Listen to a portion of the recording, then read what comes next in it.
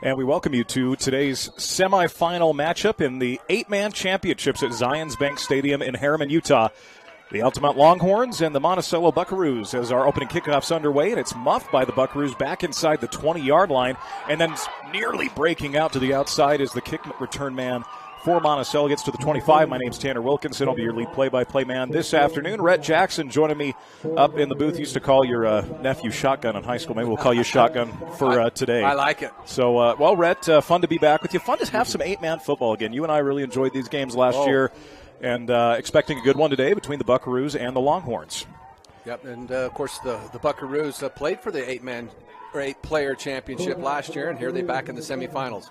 A big part of that, senior quarterback Jay McDonald, a guy you're familiar with, yes. A relative, as he takes the snap. It's a give left side for the Buckaroos and run past the 30, 35. There he goes to the 40, 50, 45, 40, and he is gone. 30, 20, 10, touchdown. And just like that, the Buckaroos open up on top. First play from scrimmage, and they are in 4-6, number 30 for Monticello. That's Taven Black, the junior, with a nice run. Kind of a zone read, and as we've harped on this, all about talking about the dynamics of 8-player football, you have to contain the football. If you lose leverage, there's too much real estate, and Black broke contain, and he was gone.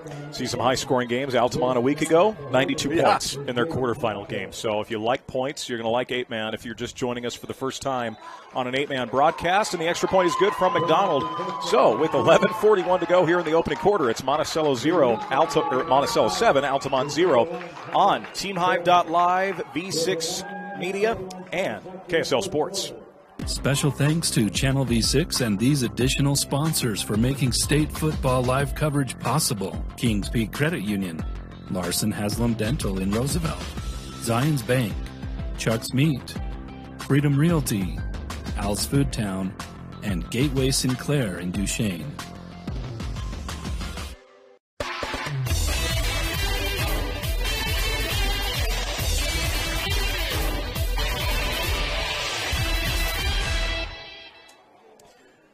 Eight-player semifinals off to a blazing start. Rich winning earlier today. They will be back in the they will be playing in their first championship game. You and I had a great semifinal matchup between them and Monticello a year ago. That was a snowy, cold day down in Cedar City, and the Buckaroos trying to get back. They're already up 7-0 as the Longhorns also muff the opening kick. Make a couple guys miss. Still going out to the 30-yard line. That's number 5, I believe, for Altamont. I don't know that I have a number 5 on my roster here, Rhett. And the PA over here in the other booth, they're kind of wondering who that is too. So, back to that Monticello Rich semifinal last year. That was one of the best games I saw all year last year. Agreed. So 1st and 10 for the Longhorns. They're going to go split back here with a single receiver right side. It's a give inside. And a decent run on first down, number 44. That's Thatcher Rust, the junior, with the carry for Altamont, rather. He's going to gain 6 on 1st and 10, bring up 2nd and 4. Good counter run. You won't see very many huddles out of these two teams this afternoon. Two teams that both can put up a lot of points in a hurry. Man comes in motion. Back to pass. A throw over the middle, and it's a little bit high and over the outstretched arms of the receiver. That receiver was Thatcher Rust. Quarterbacking for Altamont today is Braden Webb, the senior. Wears number 25. I always like when a quarterback kind of wears one of those numbers you don't see a QB wear too often. Rust broke free late. Quarterback could have been a little more patient, I think.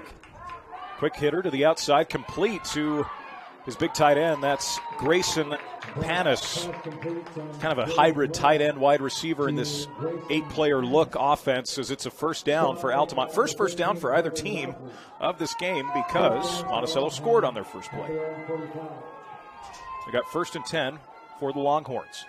It's a give right side. Good stutter step, gets to midfield. Dylan Ivey, you're going to see some of that coming out of the backfield from Ivey as he's going to gain 5 on 1st and 10. Ivey made a fantastic cut. He got that cleat in the ground and then just went north and south, picked up 6 yards on first down. It's another hand to Ivy here. Ivy heads right side, pushes forward. Another good gain from Ivy. That's going to be right at the sticks, and I think they're going to give him the first down. They do.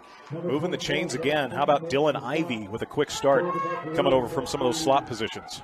Running behind that big offensive line, Altamont has some very well-built young men. You know, they were heading into the locker room to get dressed as we were coming into the stadium. Big group of boys up front for them. It's a run to Rust up the middle, and Thatcher Rust, no gain. Monticello defense able to get a stop on first down. That's been one thing that's been impressive for Altamont here, Rhett. They've been very good on first down. They're getting 4, 5, 6 yards, not on that particular play. So then that's got to be a Monticello game plan to try and win first down. And a quarterback keep, and a big shot. Whew. As Braden Webb took the hit, gain 2. Number 5 for Altamont, we do have that in.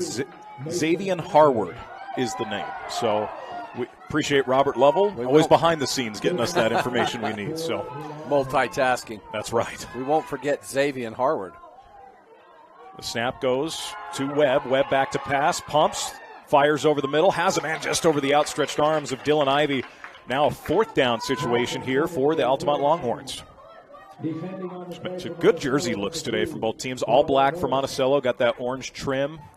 Altamont, the all white helmets, white jerseys, white pants, and then the black and numbers with the red trim. It's a good look for both these schools. So fourth down. In the gun is Webb. Brings a man in motion. It's Ivy. It's a play fake. Webb pumps, throws over the middle, has a man. And McDonald able to get there and break up the pass as that was intended for Grayson Panis. Panis has got some good size to him, and big play from Jay McDonald to break that up. Yeah, JD just played that perfectly, and the ball was accurate. Everybody did their job. But let's give Jay Duncan some credit, tipping that pass away. So Altamont, Stahl drives out. They turn it over on downs. It'll be Monticello. What does Altamont need to do, Rhett, to adjust after that quick hitter that the Buckaroos threw them early? Well, they need to leverage the football. That especially an 8 player. If you lose your leverage, there's just too much space to cover. Man comes in motion. That's Robert Morrison as McDonald takes the snap, and we're going to get a false start, illegal formation, some kind of penalty here. It's looking like a little bit of Canadian football there, Tanner. Too many men in motion. Settle back the Buckaroos up 5 yards. You know, one of the cool things I love about Monticello, anytime I get to do a Monticello game, they play at the highest elevation of any stadium, their football stadium, in the entire state. And you know who told me that? You, on a broadcast we did several years ago down in Monticello. Yeah, Monticello sits at just over 7,000 feet. So 2,500 feet higher than we are here. Man comes in motion. It is a give right side. Robert Morrison. Morrison's going to turn the corner, and Altamont snuffs that out a little bit better than they did the first time. It's still a solid gain for the Buckaroos, as it's going to be about 4.5, 5 yards. Nearly gets back to the original line. Now they strung it a little better, but they still didn't leverage it as well. And with Monticello's speed, they better, or Monticello's going to break some long runs today, which they've already broken one. Second down and 12. J.D. McDonald with 2 backs at his hip, takes the snap. It's a give right up the middle, and the Longhorns able to get a stop that time on Taven Black as he gets a gain of 4. This will bring up third down and 8 after it was second and 12. So we get to Monticello's first third down of the day. Buckaroos go 2 receivers left side, single receiver right with a single back. McDonald certainly has the arm that is capable of slinging it. Back to pass, 3-man pressure comes. It's a screen and just bobbled and incomplete out of the hands of Taven Black. I think if JD would like to have that one back, he could have feathered that one in a little bit more and led Black a little bit more upfield. Black did get his mitts on it, but I think if you ask JD, he'd tap his helmet and say, I should have thrown a better ball there. And an 8-man, the punting game is always interesting, and McDonald obviously hands all of those duties. Always a threat as a quarterback, and now he handles the kicking and punting duties as well for the Buckaroos. McDonald will punt, and a great punt. Good spiraling kick that's going to take a bounce inside the 20 and drop inside of the 14-yard line. A great punt from J.D. McDonald. Couldn't ask for more, as it'll be Monticello back out on defense. Altamont gets the football back, and that's a big stop for Altamont, right? You have a nice drive, it stalls out. Big momentum shift potentially for them. You've given up a one single big play and you're down. So for them to settle in, get their cleats this second time around in the turf and force a punt. But isn't that, JD's, he's kicked an extra point now. He's punted now. He's just broken a pass up. What can the kid do? Yeah. It's fun to watch. Webb takes the snap. It's going to be a delayed give, left side, looking to break a few tackles and pushing out near the 20-yard line. That is Thatcher Rust. That was a nice jump cut because Monticello had penetrated somebody. Rust does a jump cut and then comes downhill, fell forward, punished the tackler. Now, one thing, as I was doing my research for this game, these teams didn't play each other in the regular season. That's not too common with this 8-man, the amount of teams in 8-man. Usually you're playing everyone once or twice, and it's intercepted. Inside the 20, 10, touchdown. Just like that, Thomas Fulmer with the pick six. And the Buckaroos go up 13-0 with the PAT pending. Read that screen perfectly. Well, that and the pass was overthrown. He just airmailed it, and the defender just like, whoa, look what I found. And then out in the flat, he just outraced everybody. So Monticello, just the big play now. So they've scored on a long touchdown run, and now a pick six as J.D. McDonald will kick the PAT. Snap is a little high, holds good, kick is also good. So with 8:14 remaining here in the first quarter, it's Monticello 14, Altamont 0 on the Mid-Utah or on TeamHive.live, V6 Media and KSL Sports. Any Hour Services has a team of technicians that can take care of any plumbing, electrical, or air conditioning needs you might have around your house. Got a drain that's clogged? Call Any Hour Services. Need a ceiling fan installed? Call Any Hour Services. Can't get the heat to come on? Call Any Hour Services. Maintenance, repair, or install, any job, any size, Any Hour Services. Mention this ad and take $50 off your next visit. Call Any Hour Services or schedule online at anyhour.com. No one helps more homeowners than Any Hour Services.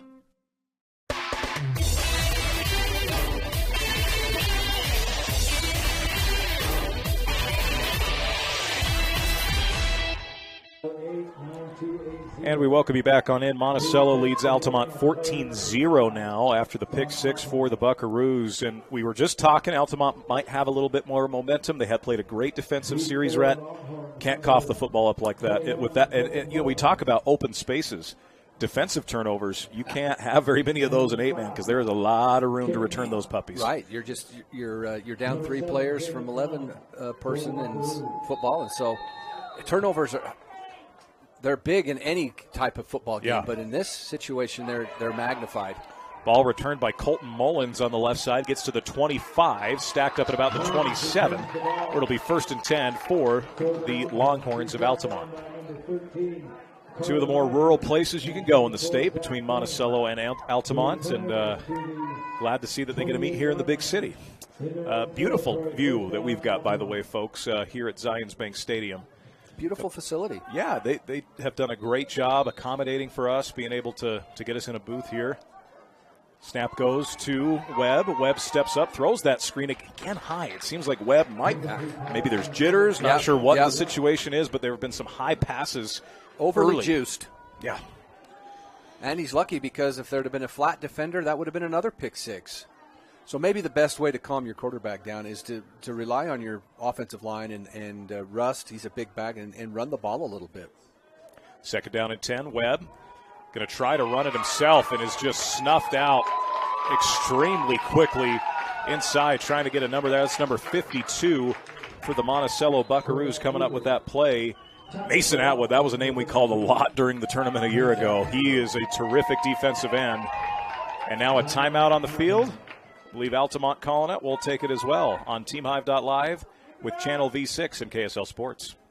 Hi, I'm Barrett Hilton with TeamHive.live, where we've created a locally run video streaming platform for Utah schools. On our website, you're not going to wade through a bunch of unrelated content. You bring up TeamHive.live and you're just going to find a lot of high school sports and events. We've created tools that make it super easy for you to create events and stream to our site. And if you ever need help with anything, you can give me a call. So I want to invite your school to join the team. If you're a Utah high school, you can stream live on TeamHive. That's TeamHive.live, powered by Centricom.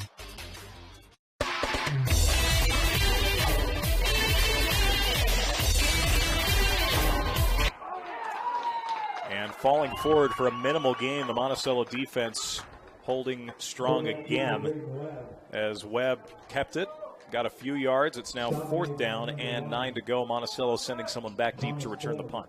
So my experience, having coached many, many years of high school football, when you're Altamont and you have a size advantage, you're playing a team like Monticello that's probably quicker than you. The misdirection plays that take longer or plays that try to go wide. Back kick, and it's just caught in midair by the Buckaroos at about the 34-yard line, off the side of the foot of the punter for Altamont. So now beautiful field position here for the Buckaroos. I was just going to say, Altamont's better off just getting linear and coming downhill rather than misdirection. I'd just get after that smaller Monticello front. But so, you don't leverage the football, give up a touchdown. You have a turnover out in the flat via the passing game, give up a touchdown, and then your special teams lay an egg. So Altamont's kind of shooting themselves in the foot right now. 1st down and 10. McDonald, single back. It's going to be a give right up the middle. And a good run from Taven Black as he gets 2 yards. On 1st down is Rust. Tell you, Rust's a big kid. Yeah. Playing running back. Yep. Coming up from kind of that edge rush type position. Does a nice job getting in there. Getting his hands on the football even. That's going to be something to keep an eye on if you're Monticello. Protect that football. Monticello does not like to huddle. They like to get their cues from their coaching staff via the signal from the sideline. Man comes in motion. It's Morrison. Play fake for J.D. McDonald. Pocket collapses. There's a pass complete to Black. Taven cuts back upfield. Has one man to beat, and he's brought down at the 15-yard line. A big-time tackle, Braden Jessen, with a touchdown saving tackle there, but a big play for the Buckaroos. That's the type of screen they were looking for on that play earlier, Rhett. Yes, and nice feathered pass from McDonald, hit Black where he could do some work. The lineman got downfield. It was a pretty play. So down at the 14, it'll be 1st and 10 for Other than I Monticello. noticed Black came off hobbling, so hopefully he's not hurt. That'd be a big loss for the Buckaroos. McDonald, quarterback called run, tries to go right, ends up going left. It's a minimal gain on the play. Number 64 for Altamont, Gavin Jessen. That is a big boy. Yeah, speaking of another well-built young man. Wow, yeah, that's a football player right there. 2nd down and 9. Split back set for McDonald. 2 receivers either side. Takes the snap. It's going to be a give right side. Morrison tries to get to that edge and does so. Cuts back inside the 10, and he's in for 6. Robert Morrison, the senior, takes it to the house. And just like that, the Buckaroos are up 20-0 with the PAT pending. How about this Monticello offense? So explosive, Rhett, when they get to the edge. Explosive and opportunistic. And here again, I'm coming back to my point earlier in the game. Altamont is struggling to leverage the football. And if you don't leverage it in 8-player football, there's just so much more grass that your defense has to cover with fewer defenders. And so you're not going to be able to control that. So they've got to figure out some way to keep Monticello from just running wild in the alley. Well, that makes it 21-0 at the good PAT. 5:38 to go here in the first quarter. Monticello 21, Altamont 0 on TeamHive.live, V6 Media, and KSL Sports. At Al's Food Town in Duchesne, we believe in shopping smart and shopping local. With a wide selection and competitive pricing, we can give you a reason to stop in and shop. From home essentials and gifts to local meat and baked goods, we have you covered with everything you'll ever need. Al's Food Town, proudly serving the people of Duchesne and surrounding areas since 1998.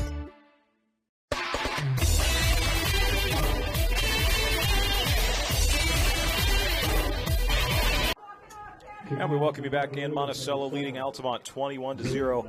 It's a critical drive, Rhett, for the Longhorns. Yeah, just got to get something. Yeah, got to get something going. They've just taken a standing 8 count right here from the Buckaroos. Kick goes to the left side. This is going to be bobbled again and fielded by Colton Mullins, and he's down. His knee was down at the 15-yard line. Seen that a couple times on kickoffs from both sides tonight, kind of some muff kicks. So 1st and 10 for the Longhorns, and needing something. You're kind of seeing a team in Monticello that's been to semifinals. They've played for a state championship last year. and played a great state championship game. That was a fantastic game against the Bulldogs from Gunnison. Monticello just seems to be more comfortable on this stage right now than the Longhorns. They look like they belong. They've been before, right? Act like you've been there. 1st and 10 for Altamont. It's a give up to Rust again, and Rust nowhere to go with it. Snuffed out. That's number 24 for the Buckaroos, Zach Thane, the senior. Another one of those guys that said his name a lot last year. And Zach gives up probably 30, 40 pounds to Russ, but he had his center of gravity low, and he just squared up and wrapped up and leveraged that tackle. Nicely done. Thomas Fulmer came in to help as well. Gain of a yard, 2nd and 9 for Altamont. It's a screen. Caught on the outside and reaching forward. A good snag from Grayson Panis as he's going to get about 4.5, 5 yards on 2nd and 9. Will bring up 3rd down and 3. And maybe that completion settles down Braden Webb a little bit. That was his best looking throw by far in this first quarter. That was a dart. 3rd down and 3 for Webb and the Longhorn offense. Webb takes the snap.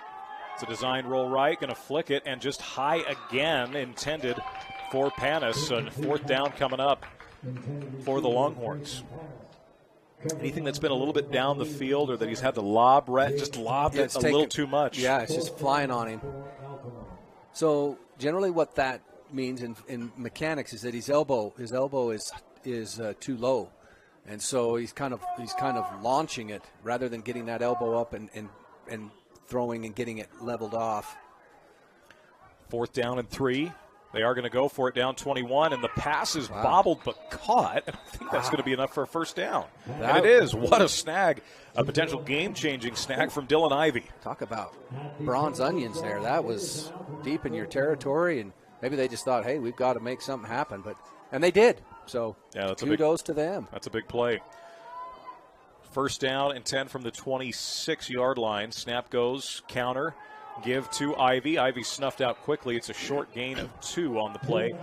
Robert Morrison with the tackle for Monticello. That hole was big to begin with, but then all of a sudden here comes Morrison shooting downhill and made a nice tackle. Now this offensive line for Altamont, size is not an issue, and that was evident with that hole. Can they keep the holes going, though? Snap goes to Webb. Webb throws over the middle. A dart again, and in and out of the hands of Ivy. That would have been good for a 1st down, as one of Webb's better throws, honestly, of the day. Yeah, you put it right on Ivy, right in both hands. It's another big 3rd down here, Tanner. Absolutely. 3rd down and 7 for Monticello. Snap goes, or Altamont rather. Webb.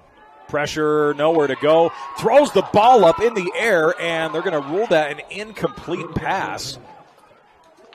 Wow, that is a dangerous, dangerous play. What has gone from bad almost went to worst for Altamont. They rule it an incomplete pass. It's 4th down. I don't know what Webb had for breakfast, but I'm wondering if it had caffeine in it, because he is just playing, just unsettled, reckless. Someone needs to put their arm around him and, young man, breathe. There's a lot of football left. Yes. 4th down, and officials blow the play dead for the time being. Well, the other thing is, Tanner, who was going to catch that? A lineman? Well, that's going to be an illegal touching. I wondered. It's just he's got to think. You got to think the best part of your football anatomy is your brain. And we will continue play on after that short discussion from the officials.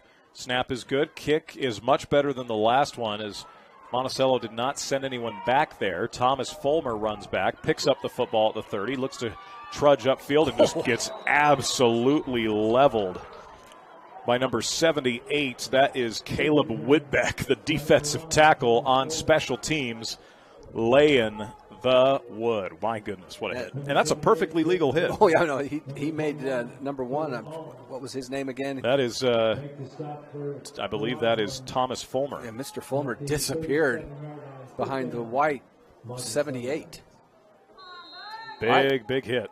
But as it is, Monticello's got good field position. You've got a 3-touchdown lead. Just really settle in and execute here. 3:31 to go here in the opening quarter of play. McDonald, single receiver left side, single one right. It's a give to Fulmer. Fulmer heads right side, trucks upfield. Great run on 1st down from Thomas Fulmer. as that is a solid gain. And 9 will bring up second down and short. Monticello has been very good on first down for the most part today as well, Rhett.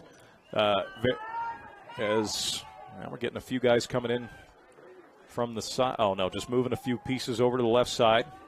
Go kind of a trips bubble with right, single receiver right side.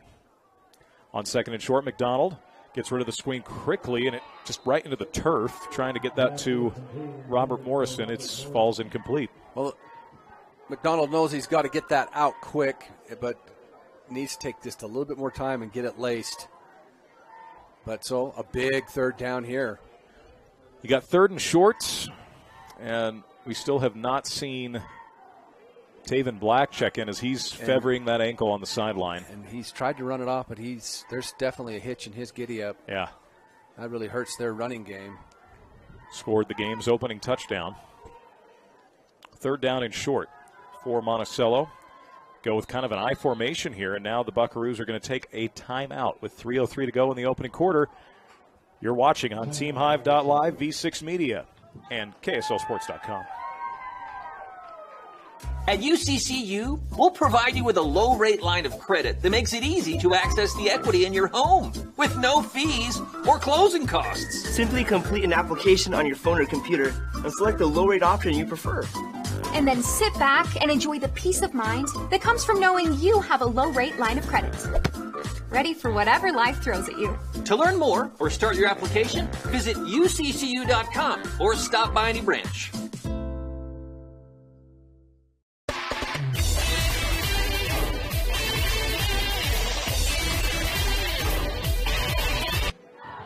And we welcome you back in. It's Monticello and Altamont, the state semifinals for 8-player football.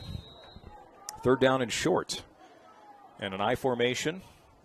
It's going to be a give right up the middle. And, oh, my goodness. Did the ball pop out on that play? What a hit. That's the quarterback, Braden Webb, laying some serious wood. It's a loss on the play. I thought that was Jadeveon Clowney dropping the ball. Having flashbacks to South Carolina, Michigan in the Outback Bowl in 2012. My goodness. Wow. Fourth down here for the Buckaroos now. 4th down and 2. McDonald, again, is the team's punter.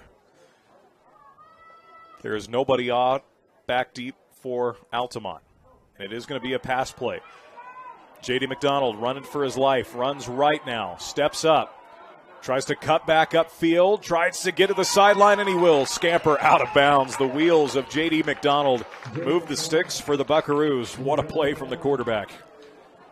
So dangerous, Rhett, when you have your punter and QB doing both duties. At his best. Jay Duncan doing work with those quick McDonald feet. Now that is only needed to get 3, got 4, and moves the sticks as the Buckaroos keep this drive alive with 2:15 to go in the opening quarter and 3-touchdown lead. It's a give to Fulmer. Fulmer with a nice run on first down. He gains 4. Bring up second down. JD kind of reminds me of Fran Tarkenton back in the day. People of my generation. Not a very tall quarterback, but just shifty and always had his eyes downfield and could hurt you with his arm or his feet.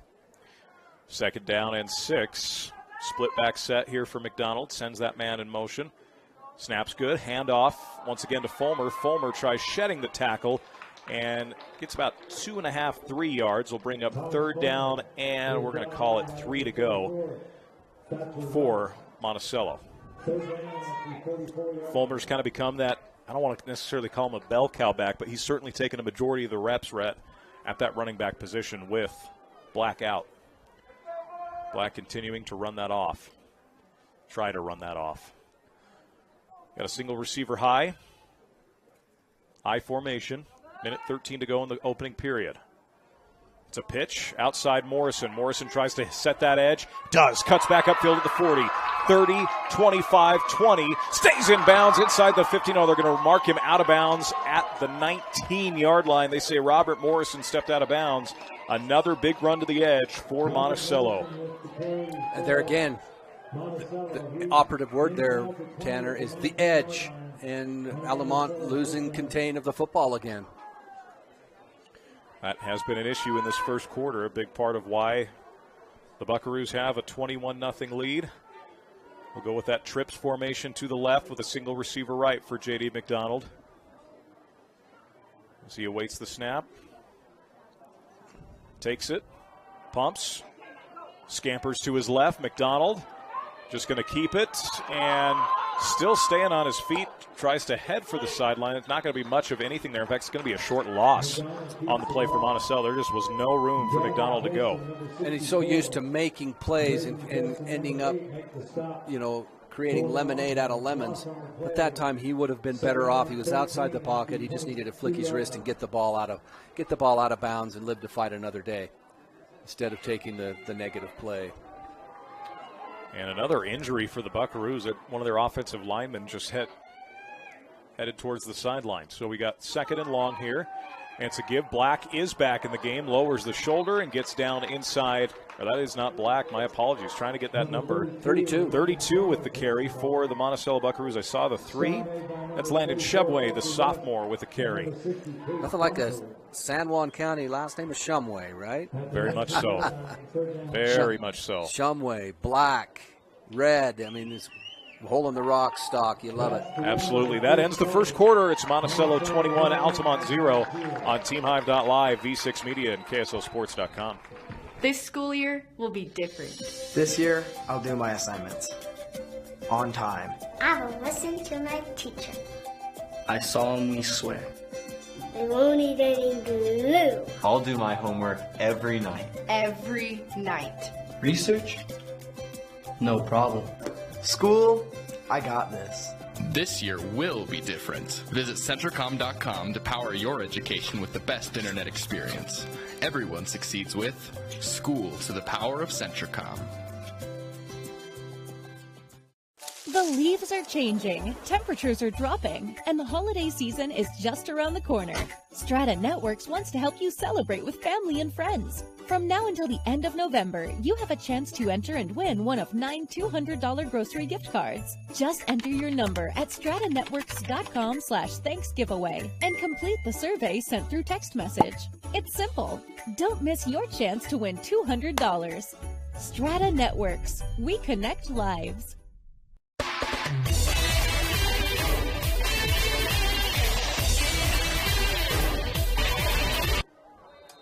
(21-0) Monticello leads Altamont, and the Buckaroos trying to get in the end zone again here on 3rd and 10.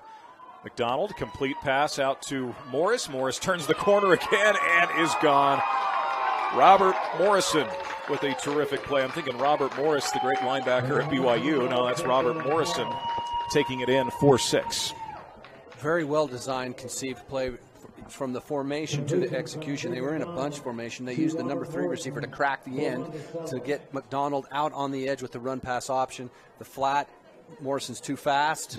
Nice pass. Just a great design and a great execution of that play. Makes it 27-0 with the PAT pending. Snap's good, holds good, kick is up, and it is through. So with a minute 53 remaining in the second quarter, Monticello scored on the first play from scrimmage of the first quarter. They scored on the first play from scrimmage in the second. We'll take a break on TeamHive.live, KSLSports.com, and V6 Media. DNA McRae is hiring crude oil truck drivers for our Uinta Basin routes. Be home daily, drive new and well-maintained equipment, and earn quarterly bonuses with great benefits. DNA McRae offers outstanding career choices with flexible schedules, benefits, performance bonuses, and an average starting pay of $100,000 per year. We're a safety-focused, family-friendly work environment looking for those that fit our values. Call 435-893-4442 or visit McRaeTrans.com to complete an application.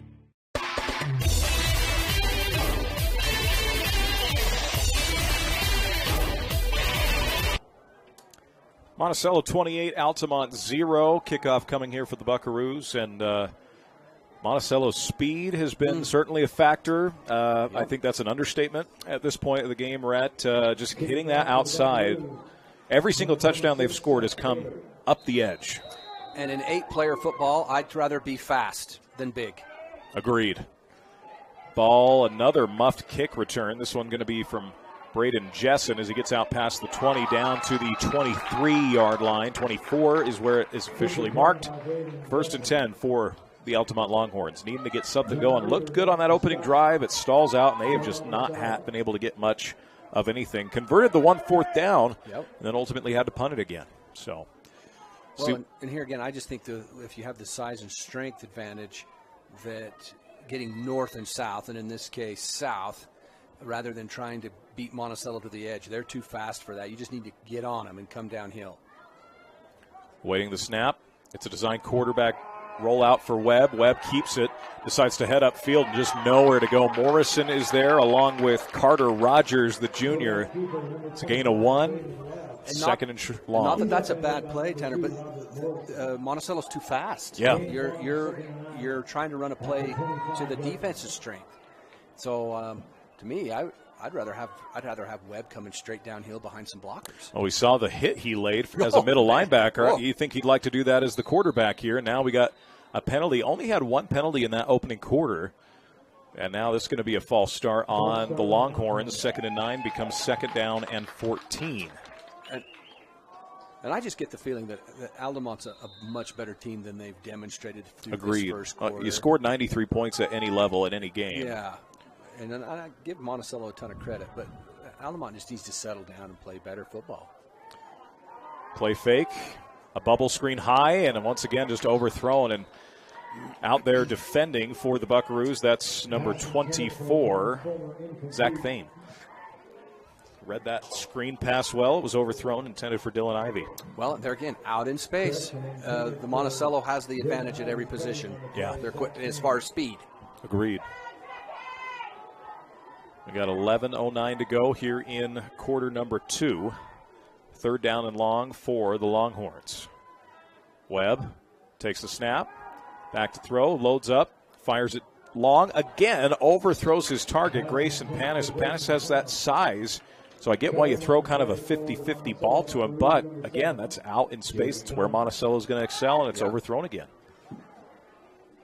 Tough sledding for the Longhorns of Altamont. And I guess just a little bit of a head scratcher for me is none of those plays were in the box. Not a single one. You're not wrong. So punt coming here from Thatcher Russ. He's a guy you'd think would be a little bit more involved in the game plan. And this, one of the better kicks he's had today, is Monticello just lets it take a bounce, and it will go back to the 46-yard line as Grayson Panis trying to wave at it with his hand, make it go back a little further. Well, an adjustment if you're the Monticello brain trust is that the airtime of the punt, it's only traveling about 25 yards, so I would have my kicker or my kick returner up quicker. I wouldn't let that ball hit the turf. Right. And I think that was community. You saw a few of the coaches saying that. Yeah, come up. Get up to the ball, yeah. But even then, Monticello has great field position. They could really put a dagger right here if they could punch another one in. Go 2 receivers left side, single receiver to our right side. McDonald, single back set for JD. He takes the snap. Play fake. Pocket collapsing. Steps up. Nowhere to go. He is just going to throw it up, and that's nearly intercepted. My goodness, a dangerous throw from J.D. McDonald as it's nearly intercepted by Zaid Walker. McDonald dodged a bullet there.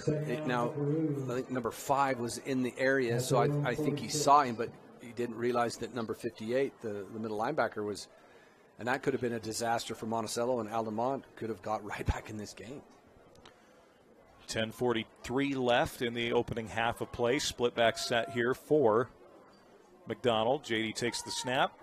It's going to be a give left side to Fulmer. Fulmer likes that edge, gets to that edge, takes a good hit, but still gains 7-8 yards on the play. A good open field tackle that time by Braden Jessen. That'll bring up 3rd down and 4 after a gain of 6. You know, the bad part about this rep, that was some of your best containment, and the player still got 6 yards. That's the speed that Monticello possesses. I'm impressed with Monticello's speed. 3rd down and 4, McDonald. It's a design roll to his right. JD decides to keep it, tucks and runs, stays in bounds, and then scampers out of bounds for the 1st down.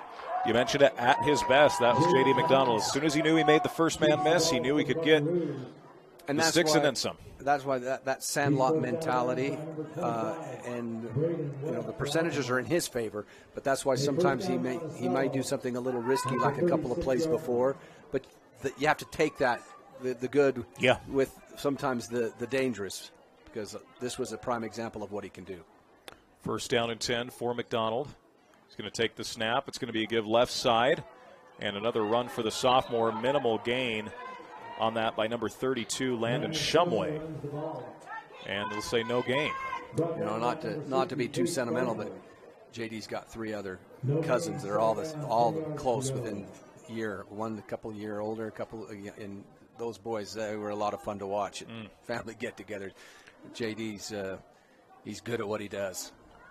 He's going to go deep here. Wide open, busted play, and in for the touchdown. That's number 13, Carter Rogers.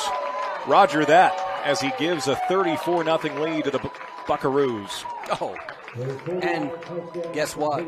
I know he's mad and he's hitting his head because he blew a coverage. It wouldn't have mattered. That ball, that was perfectly thrown. That was a perfectly thrown ball. I mean, he could have been stride for stride and still given up that touchdown, but Altamont's a little bit shell-shocked. Yeah, and you talked about McDonald's backyard football ability, if you will. There you go. Throwing a dime on the run. The kick is good, and with 9:53 to go here in quarter number 2, it's Monticello 35, Altamont 0. We'll take a break on TeamHive.live with KSL Sports and V6 Media. At UCCU, we'll provide you with a low-rate line of credit that makes it easy to access the equity in your home with no fees or closing costs. Just complete an application on your phone or computer, or stop by any branch. Jones Paint and Glass has been serving the Utah community since 1938. We love the communities we serve, not only in Utah, but through our network of dealers outside of Utah as well. It is our passion to be able to turn people's visions for their homes into a reality. Whether you're updating your home or bringing the visions of your new home to life, Jones Paint and Glass is here for all your paint and glass needs. When you hear the crash, you better think Jones Paint and Glass.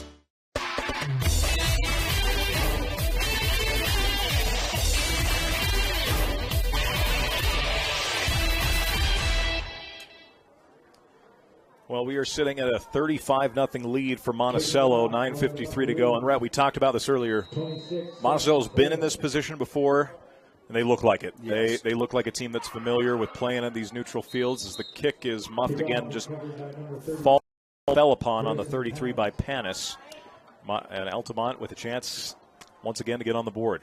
Well, and what is unique about Utah 8-player football, more so than any other state in the country, is that in 8-player football in these other states that have had more established programs, the field is narrower and shorter, but not here in Utah. So offense, speed, and skill will be rewarded more in Utah's 8-player league. And this is a prime example. Monticello is just a little more skilled and a lot more fast.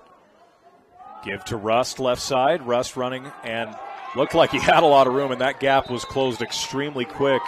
A combination of Chandler Henderson and Thomas Fulmer forcing Rust out of bounds. It is a gain of a yard on the play, but not a whole lot to gain on that. Because, and here again, I'm going to say it one more time, then I'm not going to harp on it anymore because everybody's going to say, does he got anything else to say?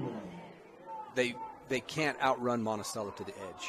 And that play, first it broke like it was going to have something, and then Monticello ran it down. So one more time, they need to run it in the box. Second down and 9. It's a give right side to Fulmer. Fulmer cuts back upfield and is just laid out again. Or excuse me, that's Ivy, Dylan Ivy, rather, with the carry laid out by Fulmer. He had some one-on-one crime there. Both players wearing number 1. And it's no gain. Third down and 9 coming up for Altamont. See what the play call is here. And that's a play again.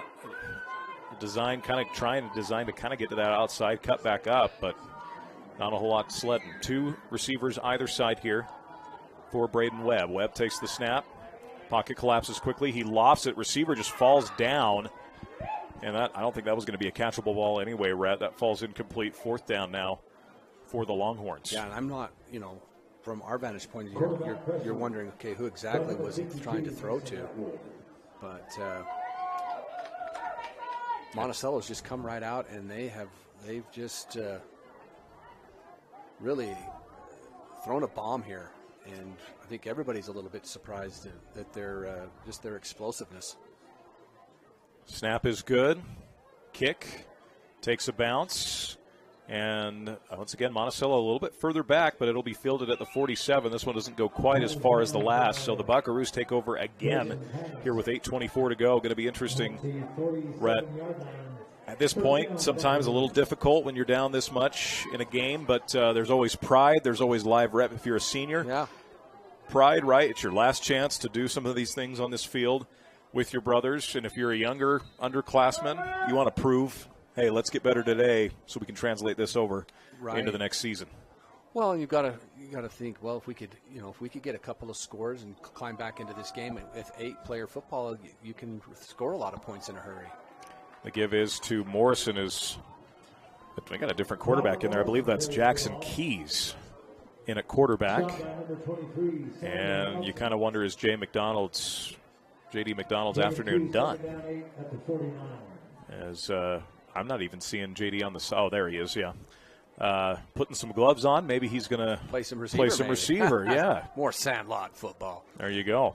It's a play fake, a throw that's deflected, a dart from Jackson Keys. Got Kenny the Snake Stabler there for a second. The snake on the slant.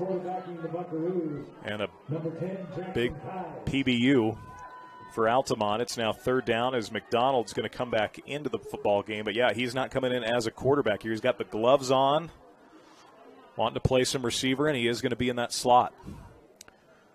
Single receiver left side. You got two to the right with a single back for Jackson Keys. Keys on a give. Right side, it's a run, tripped up, and only going to get to about the 49-yard line. Number 58, Zaid Walker, able to trip up Shumway. Fourth down coming up here for the Buckaroos.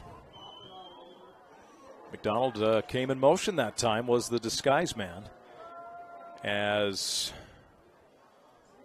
I don't think they're quite sure what the play call is going to be here on fourth down, as both McDonald and Walker are on the sideline. Play clock is down to 15 here. Cash Young to punt, a freshman for Monticello. Rust back to return the punt. Snap is a little high, but corralled well, and boy, that is a punt by the freshman Cash Young, as it's caught, not fair caught, at about this 18-yard line, where this will be 19-yard line, 1st and 10, Altamont. It's got that leg could become a cash cow for Cash Young at some point if he develops as a freshman. Wow, that's a great punt. Had plenty of hang time plus distance, and they pin Altamont back. And we got a timeout taken here by Altamont with 6:57 to go, coming off the punt. So we'll take it. You're watching high school football, 8-man football on TeamHive.live, V6 Media, and KSL Sports. Hi, I'm Barrett Hilton with TeamHive.live, where we've created a locally run video streaming platform for Utah schools. On our website, you're not going to wade through a bunch of unrelated content. You bring up TeamHive.live, and you're just going to find a lot of high school sports and events. We've created tools that make it super easy for you to create events and stream to our site. And if you ever need help with anything, you can give me a call. So I want to invite your school to join the team. If you're a Utah high school, you can stream live on TeamHive. That's TeamHive.live, powered by Centricom.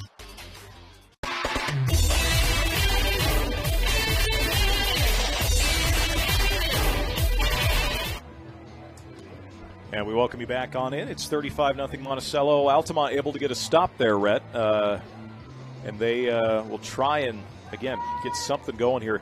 Never a good sign when you have to take a timeout coming out of a punt. That one's, you're scratching your head a little bit. Single receiver right side for Webb. Braden's going to take and give right side. Not a lot there for Rust as he loses a yard. I think he just got tripped up in the wash there. I don't think he got tackled.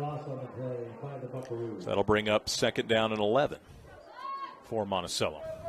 Or for Altamont, excuse me. Back to passes Webb. He's going to throw it. Complete, but just not a lot of place to go. Panis gets a couple of yards, but the linebacker to meet him there was Zach Thane. along with Carter Rogers. Both guys just right there. Yeah, not a lot of yards after catch. So we got 3rd down and 7. It's a counter on the right side to give Ivy. Ivy cuts back upfield, trying to keep that going forward, and he gets about 3. So now it'll bring up 4th down and 3. What was a 3rd and 6. You like those kind of gains on 1st down, Rhett, but right now needing a little bit more. Yeah. And now they're just under the gun to where they about have to go for it. 4th down and 5. Excuse me, 4th down and 4, rather. Snap goes to Webb. Webb throws and incomplete. A little bit of contact before that ball popped out, but it is uncatchable either way. So turnover on downs. Monticello will take back over deep in the territory of the Longhorns of Altamont. See what the Buckaroos decide to go with here. Once again, Jackson Keys is going to be in at quarterback, and he will be the quarterback a year from now, the sophomore. Well, and they've executed so well that now the coaches have the luxury of playing some of their younger players and giving them some very valuable experience, protecting your core players for what will be shaping up to be one heck of a matchup for this 8-player championship. A high snap, a very high snap, and running to get the football and landing on it is the Buckaroos. A big run from Shumway there to avoid what was disaster. Could have been worse. As we'll now have 2nd down. Boy, 2nd and what? About 40 yards to go almost. I'm not a mathematician, Rep, but that is a long way to go. And I'm the wrong guy to talk to. I teach social studies for a reason. And I studied communications for a reason, so there you go. 2nd down and long, back to pass is Keys. He throws a dart over the middle. It's high and through the hands of Carter Rogers. Incomplete. 3rd down and long. Yeah, you kind of want that that post route. You'd love to have it on center mass of your receiver, but let's be honest, that was in the catch radius and probably should have been caught. Pretty good ball for the young quarterback. I'm going to go 2 receivers either side. Empty backfield for Jackson Keys.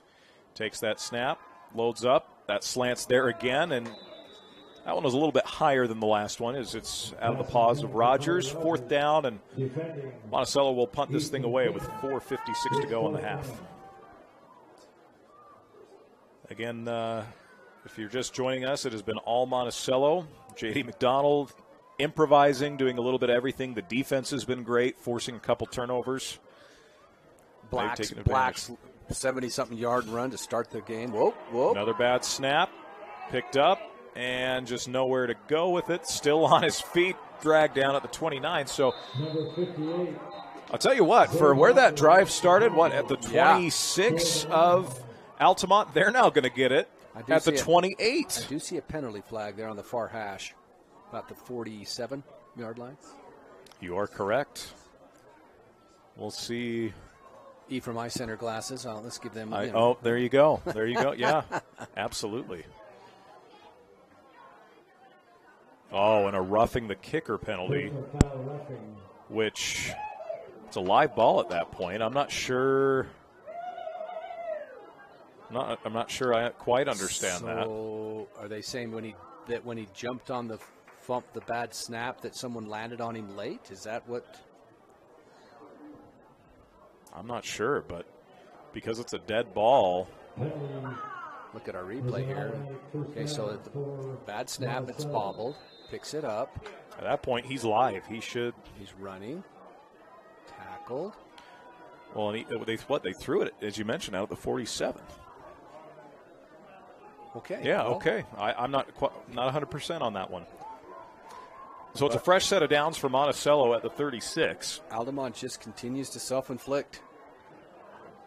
Man comes in motion. That is McDonald. It's a give up the middle to Shumway. Shumway heads left. Gain of a yard on 1st down and 10. So see what the new play call is here with a much better, not having 2nd and infinity. Only 2nd and 9 for the Buckaroos. And we've got, again, the sub at quarterback, Jackson Keys. Just a sophomore getting some very important playoff reps. Snap to Keys. Play fake. Throws over the middle. Incomplete again. That's a good throw. Maybe a tiny bit behind Rogers, but that's one you got to have. Incomplete. You can tell these Monticello receivers, they really want to catch it and catch it on the go and get yak.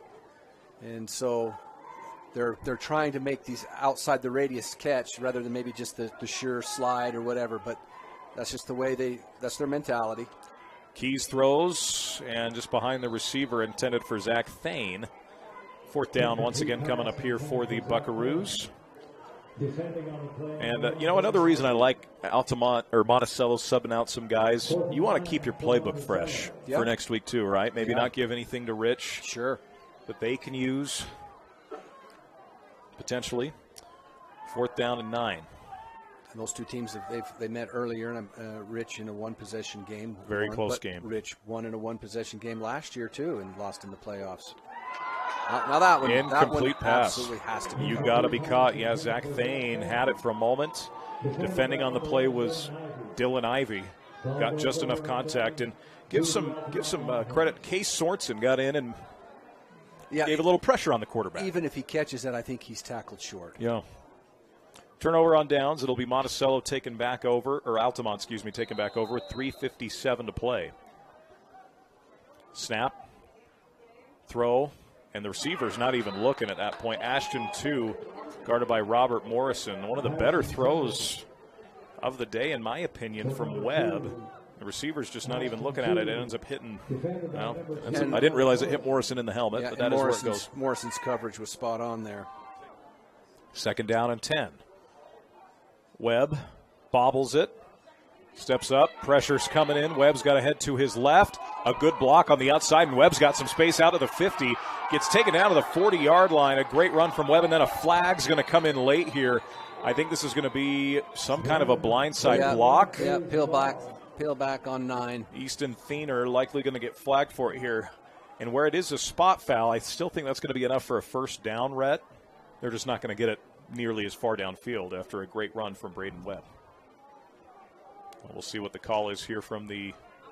We just live in a new world of football where that block has become verboten. It's taboo now. It is. So on the surface,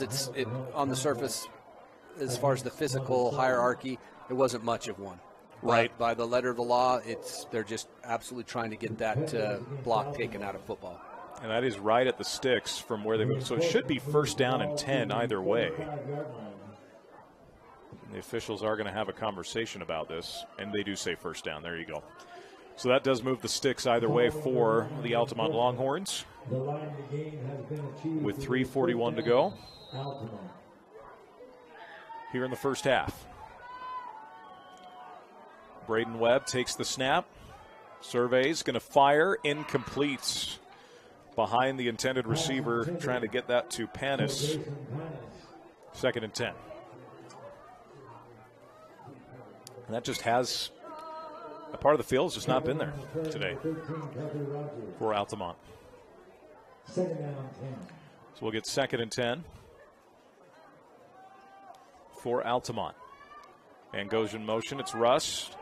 Back to pass. It's a screenplay. Caught by Ivy. Wrapped up immediately, though. Morrison was out there. Ivy maybe. Oh, they're going to say no gain, Rhett. 3rd down and 10. Again, Altamont continues to try to get to the edge, and Monticello's just got that contained to perfection. Too fast. Morrison, his speed, he just kept his appropriate angle from the inside out, made a solid tackle, got there right as the catch was made. 3rd down and 10.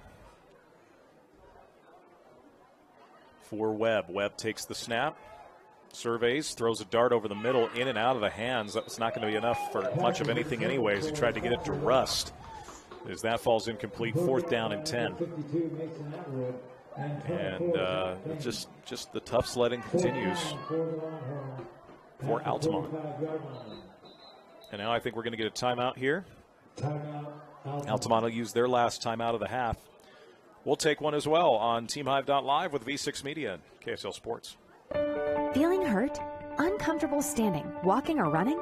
Salt Lake Running Company offers free custom shoe fittings.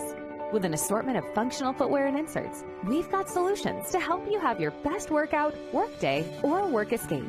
For over 25 years, SLRC's award-winning customer service has helped people find the perfect personalized fit that keeps them comfortably moving. Visit us at one of our locations along the Wasatch Front or shop online at slrc.com today.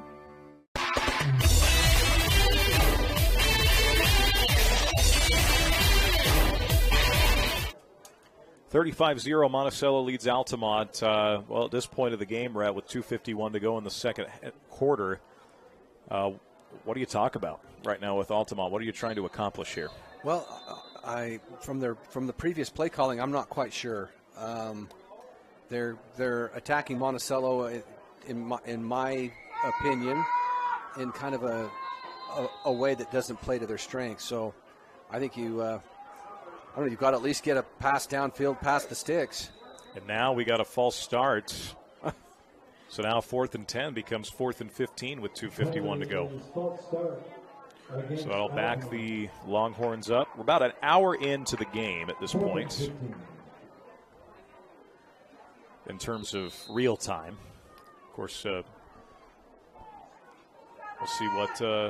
Well, if this 35-0 lead holds, that second half that running clock will tick. That second half should flow pretty quick. Back to pass, a throw over the middle, and that is picked off. J.D. McDonald's got it at the 50, now to the 45, 40, 35, and just scampers out of bounds at the 31-yard line. Kid's done a little bit of everything today, hasn't he? Yeah. The senior, I remember you and I, he came in for an injured quarterback at the game you and I did a few years ago down in Monticello. Those were his first varsity snaps. Sophomore year. And then obviously last year led this team to the state championship game, and now on the verge essentially of doing it again. Well, and you remember that game that you and I did. He comported himself very well, and you got to see flashes of what could be. And now for the last 2 years, that what could be has been the reality. Absolutely. 2 receivers left, single receiver right.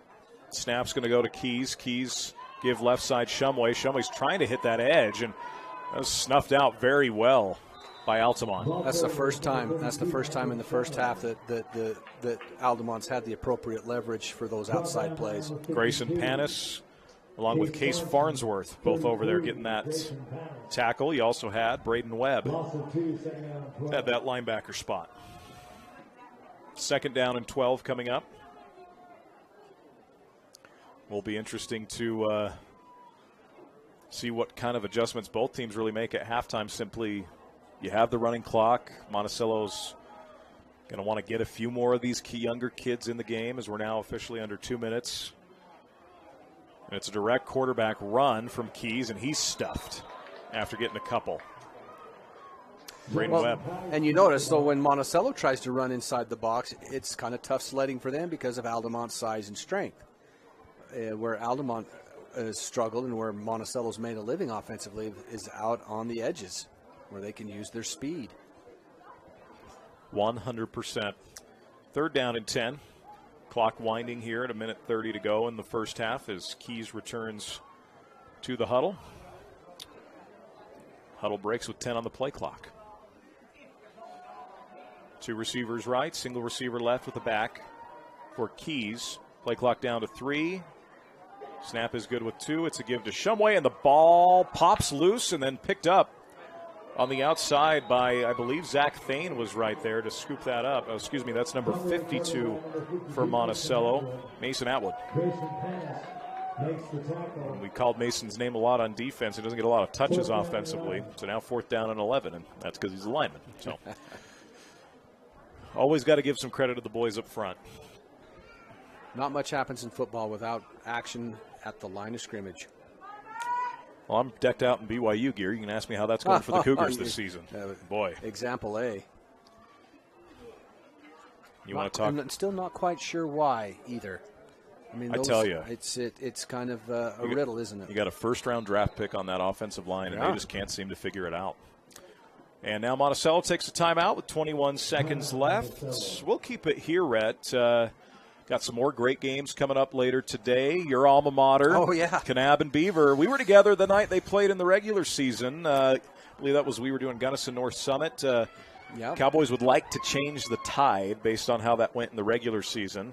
Well, the injury bug, and everybody at this point in time in the season has had to have dealt with injuries, but the injury bug was incubated down in Kanab this year, and just tough. It's nice that they've got their quarterback back, and he's got a game under his belt. I mean, it'd be a heavy lift. Because Beaver's a very quality team, but one thing about it, that's a great, one of the best rivalries in Utah. The red-clad Cowboys will fight and scratch and claw as much as they can against Beaver, and I'm sure Beaver will bring their best as well. But that's a great game, and then Enterprise and Duchesne should be a fantastic matchup as well. That's going to be spectacular tonight. And one thing we know, Jerry Cowan's boys from Duchesne, they might not be as big as Enterprise, but they will play well. 4th down, and we got a field goal try here. This is going to be a 49-yard attempt from J.D. McDonald. The kick is up, and that heads left, so no good. I think he didn't hit it clean because you can tell the way that the rotations were, but that would have been something if that would have gone through. And I do want to apologize. We were just informed it's Jackson Keys, not Keys, for Monticello, the backup quarterback, Keys. So like eyes with a K. That's how it's spelled. So okay.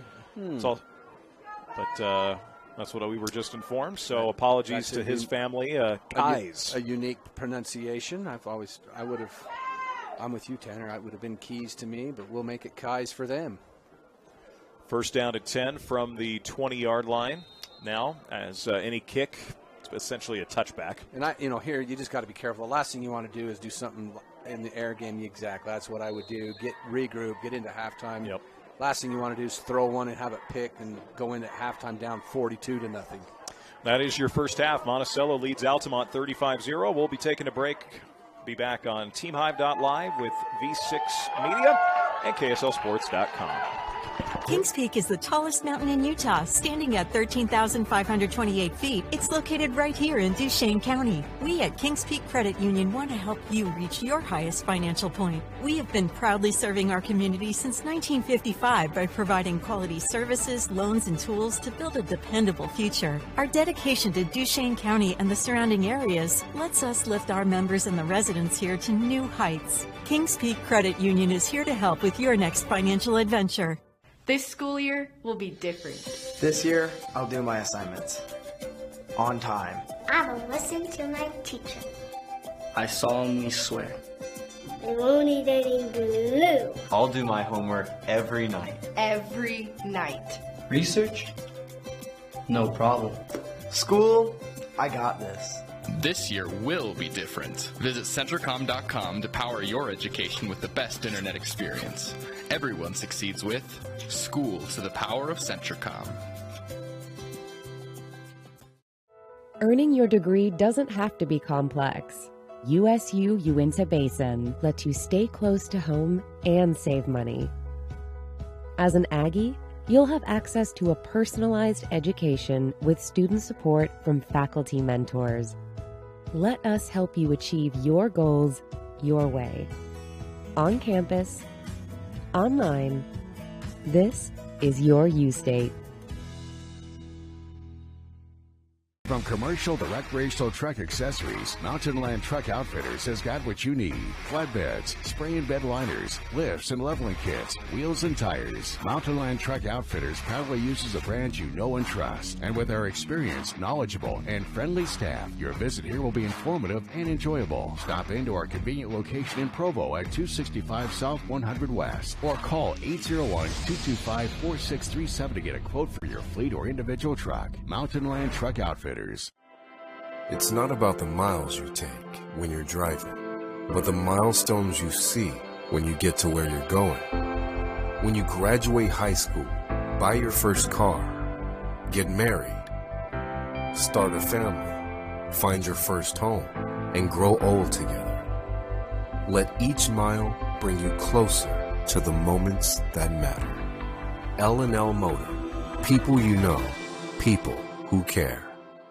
Special thanks to Channel V6 and these additional sponsors for making state football live coverage possible. Kings Peak Credit Union, Larson Haslam Dental in Roosevelt, Zions Bank, Chuck's Meat, Freedom Realty, Al's Food Town, and Gateway Sinclair in Duchesne.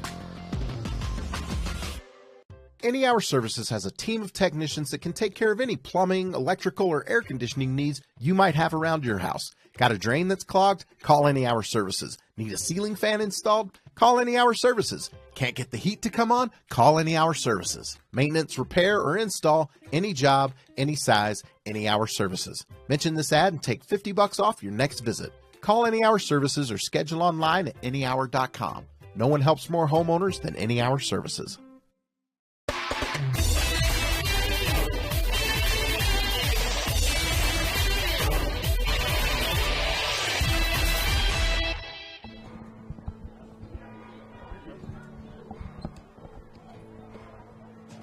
And we welcome you back on in. Halftime between Monticello and Altamont. And right on cue, the Brad father delivers his stats, the tip of the fedora. Brad's here, and he's here for the whole weekend. So there's a couple of ways to get on Brad's bad side, so I think I'll just share those with you because you never want to. One is to tell him that there's lies, damn lies, and then statistics. Okay, that'll get him a little bit hot. The other way is to make a crack about the Denver Broncos. So you can't really do that this week, given that they beat Kansas City and going into a bye. So they're going to ride that one. I heard him cheering all the way from Manti the other day when that happened. So. You know, as a BYU fan who was on that Utah losing streak side, I sent Brad a little message on Sunday. I'm happy for you, brother. And I'm by no means a Broncos fan. I'm not a Chiefs fan either, but I just said I'm happy for you, bro. That's a long time to lose to your rival. So. Yeah. No, we're happy to have Brad here with us for the entire weekend. Let's do a quick scoring summary. It's all Monticello. They lead 35-0. Taven Black with a 75-yard touchdown run. That was just a zone play that Altamont didn't have any leverage on, and Black opened up the jets and put the turbo on, and boom, off he went. Thomas Fulmer, an 18-yard interception return for a touchdown. And again, with that space, you can't turn the ball over. Overthrown screen pass out in the flat. Robert Morrison, a 13-yard run. Again, got to the edge on that one. And then a screen pass from Jay McDonald in the second quarter to Morrison for 19 yards. Again, got to the edge. And then Carter Rogers on just a busted play was wide open and on a perfect ball from J.D. McDonald. Not sure that would have made too much of a difference as he calls in a 36-yard TD pass. That's how we got to 35-0. First downs, Monticello 9, Altamont 4. I think a good chunk of those came on that opening drive for Altamont. Net yards rushing, Monticello's got a $137 on the ground. Altamont 53 net yards on the ground. So net yards passing, 73 for Monticello, 23 for Altamont, and Altamont 5 of 21. Oh. And you know, Monticello's 3 of 12, and a lot of those came late, in the first half. Yeah, with a sophomore quarterback. Trying to break a new quarterback in. So total yards, 210 for Monticello, 76 for Altamont. You're averaging just 2 yards per play for the Longhorns, 5.8 per play for the Buckaroos. So let's take a look here. Possession time, pretty darn even. Because Monticello scored so quickly, Monticello's had it for 13 minutes, 11 minutes for Altamont. Third down conversions, Monticello 3 out of 9, 1 of 9 for Altamont. Altamont is 1 of 4 on fourth down, and Monticello's 1 for 2. Individual stats, Taven Black, the 80 yards rushing and a score. How'd that for an average? Yeah, on 3 carries. 26.7 per carry, to be exact. Robert Morrison, 5 carries, 42 yards and a score for him. Fulmer, 4 for 23. McDonald, 4 for 13. Landon Shumway, 5 for 3. Over to the Longhorns, Braden Webb, 6 for 24, 5 for 17 for Ivy, and Russ, 6 for 12. Passing, Keys is 0 for 6. Or Kais is 0 for 6. McDonald, 3 for 6, 73 yards and 2 scores. So 2 of the 3 completions have been for touchdowns. Braden Webb, 5 of 20 with an interception. And Chaz Thacker threw an interception as well on that trick. So receiving, Grayson Panis, 3 for 19, 2 for 4 for Dylan Ivey. Carter Rogers, 1 for 36 and a score for Monticello. Robert Morrison, 1 for 19 and a score. Taven Black 1 for 18 on the day. And that is your stats summary.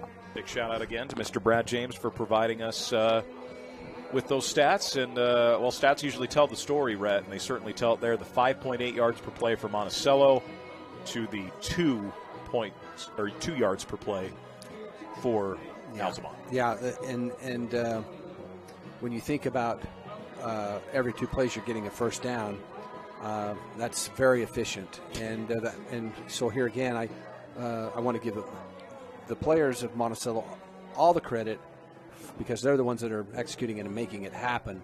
But I also want to give the coaching staff of Monticello credit because they're putting players in positions where they can be successful, and then even more importantly, they're calling plays that their kids can execute to a high level. And so it's just been a very symbiotic from the coaching staff, play calling, formation manipulation, and playing to your team's strengths. Monticello has just dominated the game this first half. Also turnovers. Only, let's see, what you got 2-0 in the turnover battle. The advantage goes to. There have been a few fumbles, but both teams have recovered those for themselves on offense. But yeah, the 2 interceptions, those were big. One went for a score. Not going to win a lot of games losing the turnover battle at any level of football, and certainly not here in 8-man. And that's why Monticello's up 35-0. And I think you hit it right on the head. Play into your strengths. Monticello has they know who they are. They know what works, and they're going to do it. And they're going to do it to win. So well, and I am impressed with when this 8-man kind of possibility became a reality. They shifted gears, and they talking to Craig Gader, their athletic director, a good friend of mine, they met kind of as a brain trust. Okay, we're all in with this. How do we get ourselves better?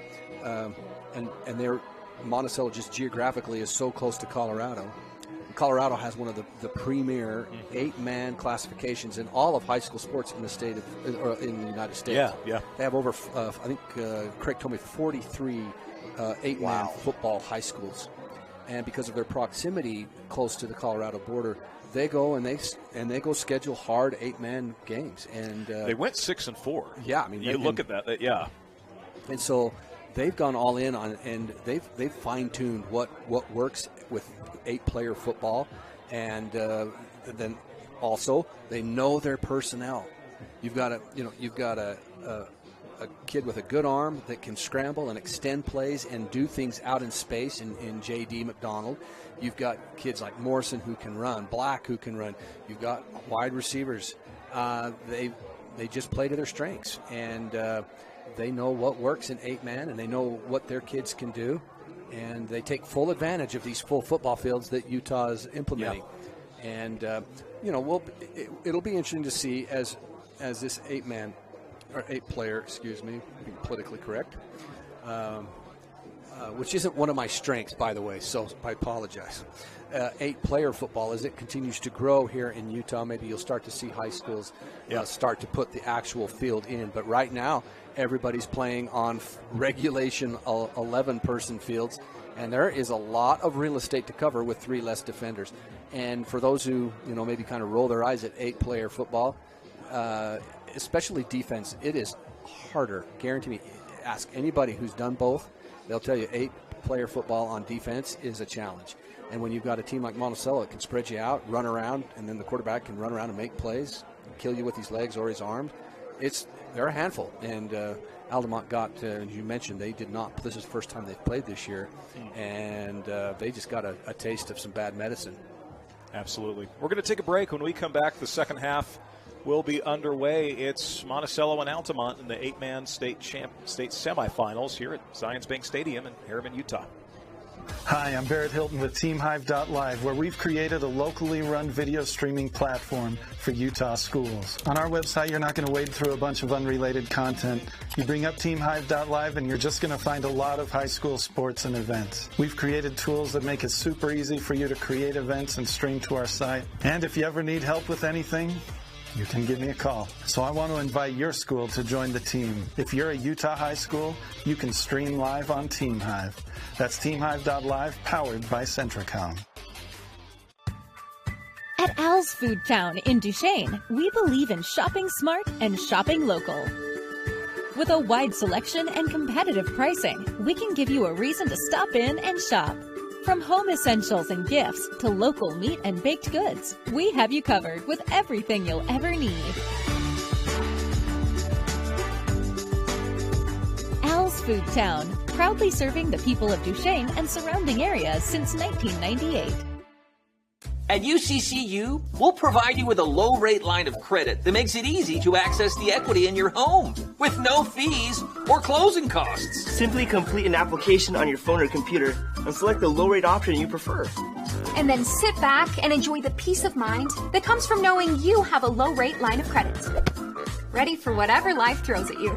To learn more or start your application, visit uccu.com or stop by any branch.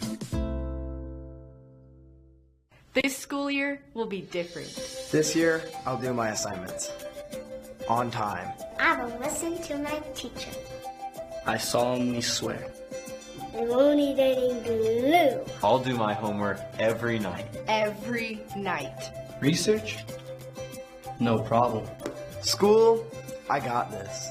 This year will be different. Visit Centricom.com to power your education with the best internet experience. Everyone succeeds with School to the Power of Centricom. The leaves are changing, temperatures are dropping, and the holiday season is just around the corner.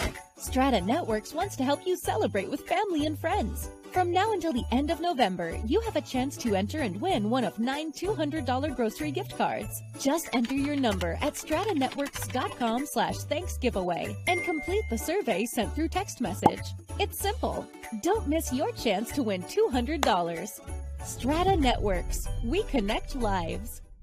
DNA McRae is hiring crude oil truck drivers for our Uinta Basin routes. Be home daily, drive new and well-maintained equipment, and earn quarterly bonuses with great benefits. DNA McRae offers outstanding career choices with flexible schedules, benefits, performance bonuses, and an average starting pay of $100,000 per year. We're a safety-focused, family-friendly work environment looking for those that fit our values. Call 435-893-4442 or visit McRaeTrans.com to complete an application. At UCCU, we'll provide you with a low-rate line of credit that makes it easy to access the equity in your home with no fees or closing costs. Just complete an application on your phone or computer or stop by any branch. Jones Paint and Glass has been serving the Utah community since 1938. We love the communities we serve, not only in Utah, but through our network of dealers outside of Utah as well. It is our passion to be able to turn people's visions for their homes into a reality. Whether you're updating your home or bringing the visions of your new home to life, Jones Paint and Glass is here for all your paint and glass needs. When you hear the crash, you better think Jones Paint and Glass.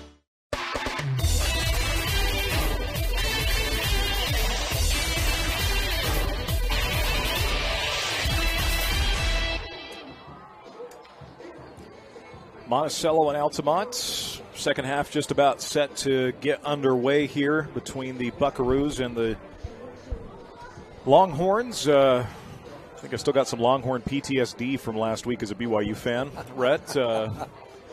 As you know, BYU's defense gave them some chances in that game. Yep, gave them a chance. Just couldn't do it. And how odd that BYU and Utah finish the same score. Both games were 35-6, playing and both big-time ranked teams.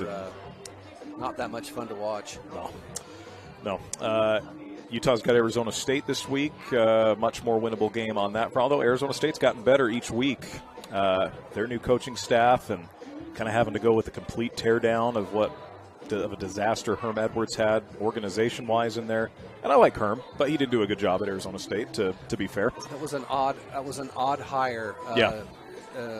And like I say, I'm with you. Herman Edwards, I grew up watching him and his Eagles. You know, I was a big Dallas Cowboy fan as a kid, and the NFC East, you know, had its share of villains with the Eagles, the Giants, and the Redskins if you were a Cowboys fan. But Herm Edwards, a great player, and he was a solid coach in the pros. But rarely do you see Nick Saban being the outlier. Okay, so, you know, Saban probably the greatest of all time. but you don't see a lot of professional coaches. And even when Saban left Miami and took the Alabama job, he was kind of in his prime. He was already proven at LSU, right? Yeah, and he'd already, and at Michigan State. Yep, very true. And Herm Edwards was already, mid-60s when he took. Well, he'd been an analyst for about 10 years at ESPN, yeah. So it was just kind of an odd hire, and they squandered some talent, and then just organizational control of how, and the rules that professional football has versus the NC2A. It just wasn't a good mix, but I'm with you. I think Arizona State is improving. You had Jaden Daniels, who's now obviously he's a Heisman candidate up at LSU and came over from Arizona State. BYU's got West Virginia tomorrow. Jake Ratzliff, if folks haven't heard, he's making his first start. Keaton Slovis a little banged up. I think BYU needed to mix something up anyway. And I like Keaton. I think he's a good leader, a good pocket quarterback, and he hasn't had much of a pocket. Yeah, his receivers just haven't created enough separation this year for him to thrive the way he did at times at USC. When you're throwing to Michael Pittman and Amon-Ra St. Brown and Drake London, you're gonna have some success. So and you don't have to find fault to know that a piece of change would be beneficial. So it doesn't have to be anybody's fault. I mean, the word on the street is there are some injuries, and heaven knows he's taking his shots. So let Retzlaff have an opportunity. He can still maintain his junior eligibility with a red shirt. You've got 4 regular season games left. You might as well see what you've got. Yeah, see what you have. There's going to be some trash talk. I had cousins live in Morgantown for about a decade, and they are that suburb of Pittsburgh. Don't ask them about Pitt. They'll give you a very blunt answer about how they feel about the Pitt Panthers. As the opening kickoff return here by Xavier Harward as he hits the sideline, and a spark for the Altamont Longhorns as he's still on his feet at the 40, 36-yard line, tackled forward to the 35, 34-yard line. Xavier Harward, but there is again, back at the 25. Those eye center of Ephraim glasses, my friend, getting you back at the 25, so this likely coming back. It looks like blocking the back. That was a big hole for Xavier Harward. We'll see that should back them up to the 15. If it's a spot foul at the 25. Oh. So you're going to have it past midfield, and now you've got it clear back at the 15-yard line. And what's already been a tough offensive day for the Altamont Longhorns. I'm sure these young men, when they woke up this morning, were so full of excitement, and same with their coaches and their fans. They would have never dreamed that this was the situation they'd find themselves in. But that's where you just have to quit. Don't focus on the scoreboard, and just focus on playing football. And the clock does wind as it's a 35-point lead here in the second half. Altamont would have to get it down to 21 as the carry right side for Thatcher Rust goes for a short gain. 2nd down and 7 coming up a gain of 3.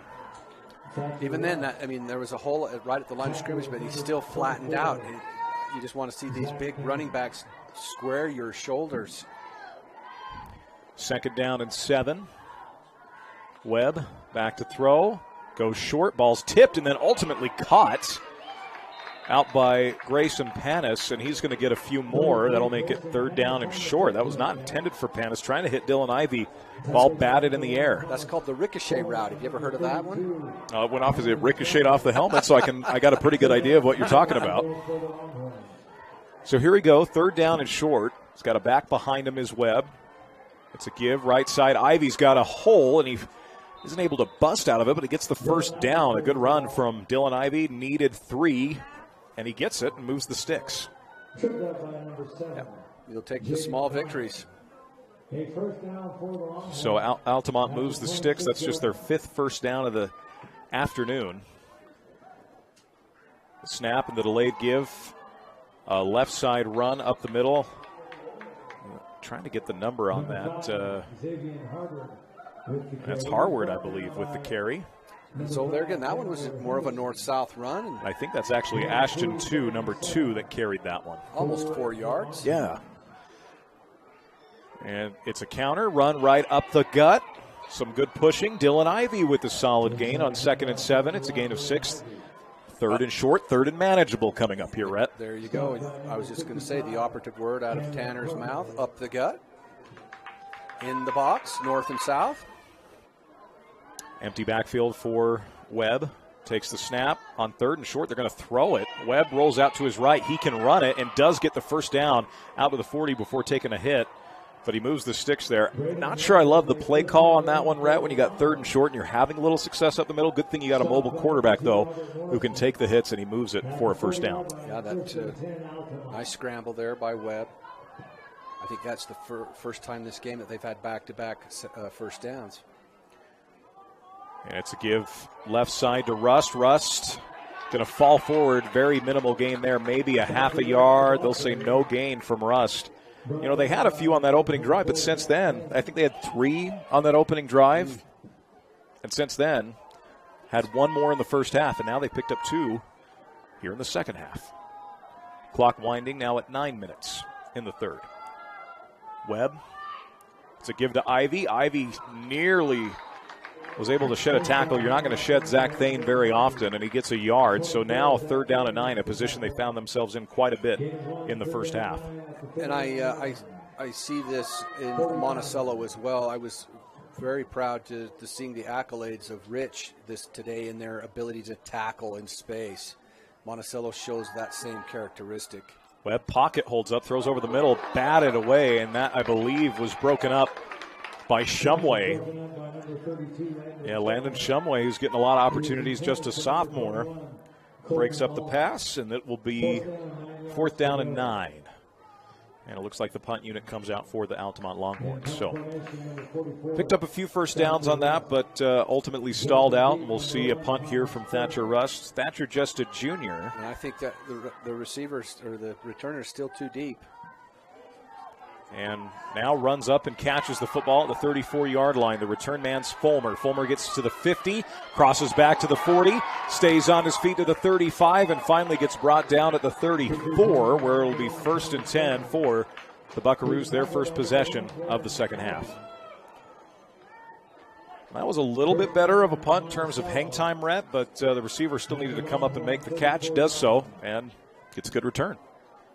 A lot of space, per usual, in 8-man. You know, there's been some great players that have come from 8-man. Lateresh, the current linebacker for the Dallas Cowboys, up there in Salmon, Idaho, played some 8-man football. And looks like J.D. McDonald is back in at quarterback here. J.D.'s going to scamper to his right. A nice little dump-off throw to Thane. Thane stays in bounds at the 20, 15, goes down at the 11. Good improvisation, but we've got an injured Longhorn. Boy, just the ability to improvise, scramble and still keep your eyes downfield. Boy, that's hard to defend. We're going to take a timeout for the injured Zaid Walker out there for the Longhorns. Wishing him nothing but the best. We'll take a break on TeamHive.live, KSLSports.com, and V6 Media. Hi, I'm Barrett Hilton with TeamHive.live, where we've created a locally run video streaming platform for Utah schools. On our website, you're not going to wade through a bunch of unrelated content. You bring up TeamHive.live and you're just going to find a lot of high school sports and events. We've created tools that make it super easy for you to create events and stream to our site. And if you ever need help with anything, you can give me a call. So I want to invite your school to join the team. If you're a Utah high school, you can stream live on TeamHive. That's TeamHive.live, powered by Centricom.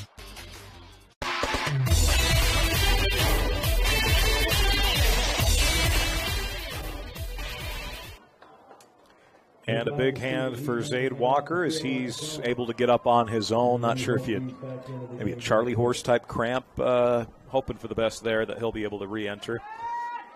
1st and 10 for the Buckaroos at the 12. Well, where they'll start. It's always a good sign when they can walk off on their own power. Yeah. Oh, to be young again. There you go. McDonald with the single back set. JD takes it. Surveys, screen pass, complete. Boy, that was a tight window to fit that pass in. And Thomas Fulmer is going to gain a couple out to the 10-yard line. Mark him at the 11. Altamont defended that combination pretty well that time. Got in the throwing lanes, made McDonald have to change his arm angle. And then there was a defender there to make the tackle as soon as the catch was made. 2 receivers to either side for J.D. McDonald. He brings a man in motion. It is a jet sweep to Fulmer. Fulmer cuts back inside to the 5, down inside right at the sticks around the 2-yard line. I think they're going to actually mark him at the 3, so he's going to be about a half a yard shy. They might even mark him back at the 4 here, Rhett. And he's now coming to the sideline, holding his arm a little bit. If you're Monticello's coaches, you absolutely do not want to see. He's taking a moment to kind of regain his game. Maybe it's not an arm thing, the way he's leaned over. It might just need a moment, catch his breath. 3rd down and short. 2-back set for J.D. McDonald. McDonald takes the snap. It's going to be a run up the middle. J.D. scampers, fights, pushes. They're going to mark him just shy, but it is good for a 1st down. So 1st and goal at the 1 for Monticello, with 6:10 to go here in the 3rd. As McDonald comes back, I don't know that I'd be running J.D. a whole lot here in the second half. Just my opinion. We were talking about it. Some people think coaches are always wrong. Some people think broadcasters are always right. That's not the case, folks, whatsoever. There's a reason we're where we're at, and the coaches are where they're at. We got 1st and goal. It's a drive to the left side for McDonald. Pumps, and he's got this easy as he walks in. Again, all that space with only the 8-man. As easy of a run as you're going to see all day. And here again, great decision there by J.D. But if you're Altamont, how do you let him break the pocket that easy? Right. Right. So just a little bit of a breakdown there by Altamont, and good teams, when you just have these minor breakdowns, they make you pay. Extra point coming here for McDonald. It's a low snap. They have to pitch it back to J.D. Can he throw this, Rhett? I believe he can. It's not gone forward, and he skips it. It's caught. There's a flag. But it's a lineman. Yes. And that lineman was way downfield. But was that fun to watch? That was cool, yeah. He jumps and twists in midair and throws a dime to a lineman. And he was not beyond the line of scrimmage, so it's not, an illegal forward pass, but it is likely coming back with an illegal man downfield. And illegal there's probably multiple you could throw on that. And at that point, it was just a bad snap. I think that was not the intention to fake it. Oh, they wave it off. Well, and see, here's the thing where Chuckman, that was my 11-person brain processing that in 8-man that there is no illegal man down. That's right. So it's a free play. Oh, so how about draw that up in the dirt, J.D. McDonald? Draw it up, baby. How about Mason Atwood? And he's calling for it. If you notice on the replay, he's like a guy in the post in basketball calling for that. And he gets the 2-point conversion, so that makes it 43-0 in favor of Monticello with 5:36 to play. Hey, here in the 3rd. Credit to Atwood as a lineman. He made that look natural. A little bit. How about some backyard football being played? Coach, how about tight end? I'm going to do a little tight end screen next week. We're going to see him telling them to do that next week in the championship game. Well, telling Coach Anderson. The ability to be creative and to extend plays. You notice McDonald, while he was extending the play with his legs, always had his eyes downfield and found Atwood in the back of the end zone. So that never say die and never give up on a play. That one reason why Monticello's really having a great day and a great season. Kick coming off here for the Buckaroos. I believe this is Skylar Peterson to send this one deep, and it's fielded at the 16-yard line.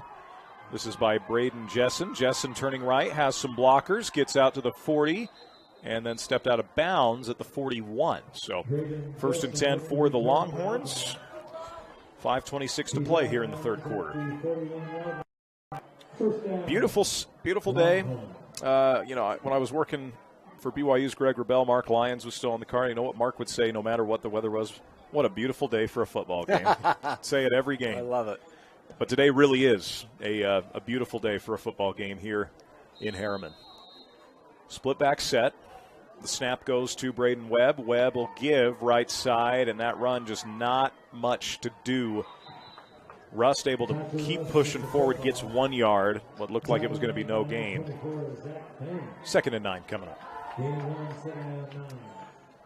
Altamont still a lot of pride to play for. You got a lot of seniors on the team. A lot of underclassmen, though, Rhett. They're going to have a lot of these guys back next year as the run to the junior Dylan Ivey goes. He takes a hit, keeps going forward. A good run from Ivey on 2nd down. Will bring up 3rd down and 2. That's a gain of, or 3rd and 3, rather, gain of 6. Well, I mean, I'm sure a lot of the people watching our simulcast and listening to us know that Altamont lost their football program.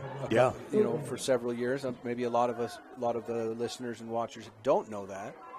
So 8-man gave them back their program, because that doesn't mean that there weren't kids in Altamont who still didn't love football, but they were then going to Duchesne, most of them, and would have to participate in another community. So 8-man football has allowed Altamont to have football back in their school and in their area, which they've played and had many nice seasons. So this 8-man football has really helped a lot of these communities and schools. Webb with the incompletion. The play before, a great run from Thatcher Rutsch. Thatcher extending his arm to get that first down. He doesn't extend it. I don't know that he gets it. So that pass incomplete. 2nd and 10 coming up.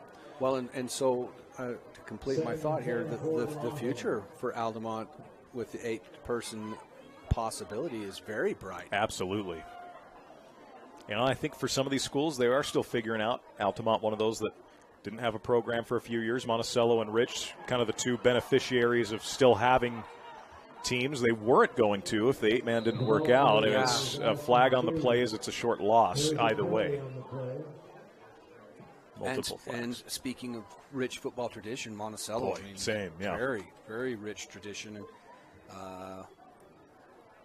I think they won a state championship back in the late 60s under the legendary coach Ray Odette. So, and then we're a playoff-bound team all throughout the 70s and the 80s, and then had some great years in the 90s and the early 2000s. But some communities' demographics and things change. Right. Some communities continue to grow, some don't, some stay the same. So, but this 8-person format really helps a lot of these rich tradition schools continue to be so. So the personal foul penalty gives Altamont a 1st down with 3:30 to go. It's a bobbled snap, and staying on his feet somehow is Webb as he fights forward. Only going to be a short loss. Looked like it was going to be a loss of 5 or 6. Instead, it'll be 2, maybe 3. And just a bobbled snap. Webb able to pick it up. A couple of steps forward, 3 steps back. It seemed like just one of those days. Nice tackle by Fulmer there. Originally met by Zach Thane. That's tough to break a Zach Thane tackle. That doesn't happen very often. So give Webb some credit on that. 2nd down and 12 for Braden. He's going to take the snap, back to throw, over the middle. This one's caught. A nice little route to Grayson Panis as he's going to get about 10 yards. It's not going to be enough for the 1st down, but now you'll have 3rd and short after the completion. Good route, but that was the best ball that Webb's thrown today. Absolutely. Center mass, the right angle, right target. Well done. 3rd down and short here for Webb. Awaits the snap. Quick hitter to the outside. That one's bobbled, but caught. A nice catch on the outside by Braden Jessen. And they move the sticks again for a 1st down, now nearing the red zone for the first time this afternoon. Ball at the 21. We got a single receiver left, 2-back set again. The snap for Webb, the give, the stutter step from Thatcher Rust, and Rust is going to get 5 yards on 1st down, so a little bit of momentum here. It's just coming a little bit late for the Longhorns. 2nd down and 5 coming up next. The clock is under 2 minutes here in the 3rd. Webb takes a snap. Pressure comes in quickly. Webb running for his life left side. He's got some space. He hits the outside, is inside the 10, and is pushed out at about the 2-yard line. A great run and decision there by Braden Webb. That pocket collapsed quickly. A free man in Thomas Fulmer. Thomas isn't easy to outrun. And so one of the few times that Monticello loses their contain, and Altamont makes them pay. So 1st and goal at the 2. for the Longhorns. It's a snap, it's a quick throw, and it's a touchdown. Grayson Panis drops it. My apologies there. Panis ends up dropping it, so incomplete second and goal from the 2. So we'll see what the play call is here. It's a lot of room, Rhett, when you have these first and goals. Yeah. It's a counter to the right side, Ivy, and Ivy's going to walk in untouched, but a flag comes in, and that's why he walked in untouched. Yeah, they're going to get Panis with a hold. And Altamont again coming so close to getting in. But that hold takes him back 10 yards. So now second and goal from the 12. Really the 13. Kind of changes a few things maybe in your playbook. And he was good to begin with, but once the running back bounced and the defensive end tried to disengage, he didn't let him. So I know that's painful, and if I'm the Altamont coach, I might be bending the white hat's ear, but I don't think he had any. There's really had to call it. Yep, absolutely. 58 seconds left in the third. Timeout, Altamont on TeamHive.live, V6 Media, and KSLSports.com. Feeling hurt? Uncomfortable standing, walking, or running? Salt Lake Running Company offers free custom shoe fittings. With an assortment of functional footwear and inserts, we've got solutions to help you have your best workout, work day, or work escape. For over 25 years, SLRC's award-winning customer service has helped people find the perfect personalized fit that keeps them comfortably moving. Visit us at one of our locations along the Wasatch Front or shop online at slrc.com today.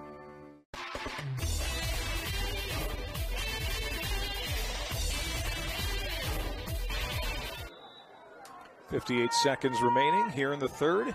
It's Monticello 43, Altamont 0, and Altamont trying to get on the board for the first time, and that costly penalty. Rhett sets him back at second and goal from the 12. See what the play call is here with Braden Webb. Webb's going to take the snap, hold, throw, caught, and brought down back at around the 2-3 yard line. A good catch from Thatcher Rust. So now you got third and goal from, I think they're going to say, the 4. Thatcher actually is the running back in that, and then he just kind of stepped up like he was going to block, and then dragged. And good pass, good catch. Third and goal, a counter. Left side running's Ivy. Can he get there? And he's brought down right at the goal line. Monticello's too fast. Anything that breaks the box, the edge goes to the speed of the Buckaroos. They ran him down just before he crossed. So this will bring up fourth and goal from the 1. We'll see what... That'll do it for the third quarter. Yeah, that does wrap up the third quarter. Can the Longhorns punch it in to start the fourth? We'll find out next on TeamHive.live with KSLSports.com and V6 Media. Earning your degree doesn't have to be complex. USU Uinta Basin lets you stay close to home and save money. As an Aggie, you'll have access to a personalized education with student support from faculty mentors. Let us help you achieve your goals your way. On campus, online, this is your U-State. From commercial to recreational truck accessories, Mountain Land Truck Outfitters has got what you need. Flatbeds, spray and bed liners, lifts and leveling kits, wheels and tires. Mountain Land Truck Outfitters proudly uses a brand you know and trust. And with our experienced, knowledgeable, and friendly staff, your visit here will be informative and enjoyable. Stop into our convenient location in Provo at 265 South 100 West or call 801-225-4637 to get a quote for your fleet or individual truck. Mountain Land Truck Outfitters. It's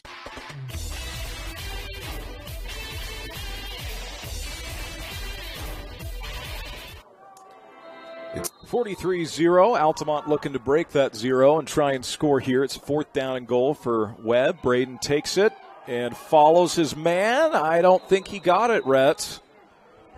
Dylan Ivey, I think, is going to be marked short. Wow. Great penetration there. I think it was number 52 for Monticello. Just penetrated right at the point of attack and held on for the rest of the troops. That's a Mason Atwood play right there. So that will be Monticello football, as Altamont unable to punch that in. Unfortunate for the Buckaroos, or for the Longhorns, as the Buckaroos take over. 11:47 remaining in this one. It's just kind of been one of those days for the Longhorns. Tough sledding. By far their best drive of the afternoon, and unfortunate for them, it's going to come up with no points. So clock does wind now that the ball's set. And we'll see what the Buckaroos do backed up this deep. You don't see teams backed up quite often like this in 8-man. Just given the space and whatnot. So McDonald's going to go under center in an I-type formation. It's going to be a pitch to the outside, and fighting forward, barely getting out of the end zone is Robert Morrison, as he does not gain a yard on the pitch. So 2nd and 10 from the one. That time, I've been a little critical of Altamont's leverage throughout the day, but that time they set the edge great, funneled him in, and then Webb cleaned it up with a physical tackle. Gavin Jessen was one of the guys out there containing. Another one of the seniors that they'll miss here at Altamont, along with Case Farnsworth, Zaid Walker, Braden Webb, one of those seniors, along with Ashton too. It's going to be a dive up the middle, and that's going to give out Monticello a little bit more of breathing room, as Shumway gets 5, maybe 6 yards on 2nd down. So 3rd and 4 here for the Buckaroos, as Thomas Fulmer comes back in for Monticello, and Morrison will sit. See what the Buckaroos decide to do on 3rd down and 4 here. Again, 10:21 left in this one. McDonald's going to hand off, and that run by, let's see, that's Shumway with the carry. He's going to get just shy of the 1st down, 4th down and 1. 10 minutes to go in this one as McDonald heads towards the sideline. You try and use as much clock as you can for the remainder of the game if you're Monticello. And McDonald brings the play back in. I'd imagine you punt. We'll see what I don't know that that's going to happen. We're going to get an I formation here, Rhett. 4th down and short. McDonald maybe trying to draw offside, and now, timeout taken with 2 on the play clock by the Buckaroos. We'll take it as well with 9:33 to go in this one. Monticello 9 minutes away from going back to the 8-player state championship here on TeamHive.live, V6 Media, and KSLSports.com.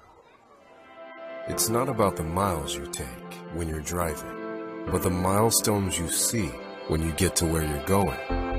When you graduate high school, buy your first car, get married, start a family, find your first home, and grow old together.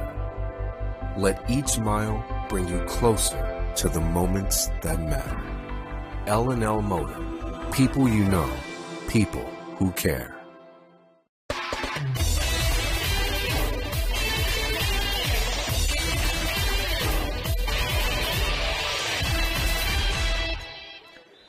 And we welcome you back on in. 9:33 to go. 4th down and short. I figure Monticello would punt. They tried to draw offsides. And now it's still looking like, well, this is interesting here. Now this is still an I-type formation for the Buckaroos. The snap, the handoff, and that's going to be enough for a 1st down. Nice run up the middle. I'm trying to get the number. Fulmer. That is Fulmer. Thomas Fulmer's had a nice night, nice afternoon rather, the sophomore. And this is a very senior group within Monticello that's played a lot of football together. They played a lot of varsity snaps. And now you're going to see the wholesale opportunity for young kids to come in and play, and that's what it's really all about. Great job to this veteran Monticello crew. And I'm going to let these young kids who, you got to have them to prepare the older kids for these types of games is for them to get an opportunity to play. That's awesome. Kai's going to give it right up the middle. Not a lot of room to operate. And that's a carry by number 18, Tristan Felix, the freshman, getting some reps here in the fourth quarter of the state semis. Short loss on the play, 2nd and 11.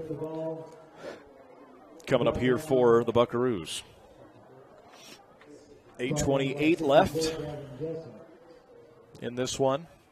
Coming up next with Team Hive, V6 and KSLSports.com. We're going to have Beaver and Kanab. We hinted at that in the first half. And then you've got your nightcap tonight with Enterprise and Duchesne, a couple of great ones. That 1A has been fun to follow this year. And a lot of great parity. Oh, put that one right. That was another good ball. Good throw from Kai's as it falls incomplete, trying to get that to Skylar Peterson, the junior, number 20. Very right accurate. in his mittens. Very accurate.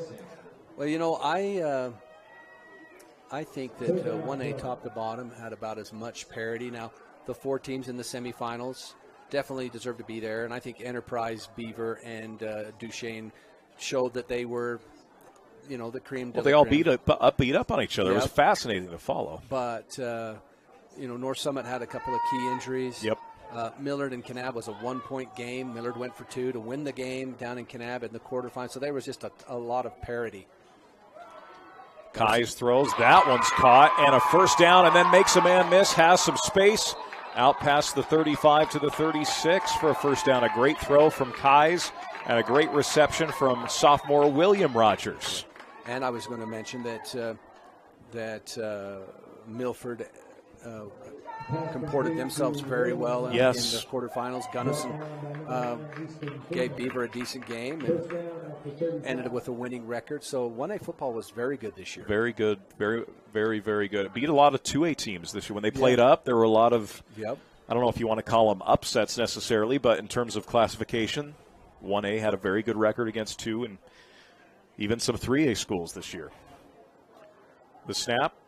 And the give, left side, trying to use that speed to the outside and still running. Short loss on the play that time. That's number 21, John Lieber, the freshman. Loss of 2. Clock is now at 6:30 here in the fourth quarter. As Monticello's taken about 5 minutes off the clock. Not even to the 40 yet. 2nd down and 12. See what Kai's has in stories. He brings Shumway in motion. It's a bobbled snap. A flag comes flying in. And does Shumway I think Altamont recovers this. Their first turnover of the game. That's recovered by number 55, Parker Phillips, a freshman. That's a big freshman you've got rolled out there. That kid's going to be something for Altamont down the road. And he forces the turnover, and the Longhorns get it back. Big play. See if Altamont now can punch this thing in. This will be interesting to see what the play calls are down the stretch here, and not necessarily seeing Braden Webb out there at quarterback. I think you've got Braden Jensen in at quarterback as now Monticello takes a timeout. 6:05 to go. It's Buckaroos 43, Altamont 0. Final action coming up next on TeamHive.live and along with V6 Media and KSLSports.com. Special thanks to Channel V6 and these additional sponsors for making state football live coverage possible. Kings Peak Credit Union, Larson Haslam Dental in Roosevelt, Zions Bank, Chuck's Meat, Freedom Realty, Al's Food Town, and Gateway Sinclair in Duchesne.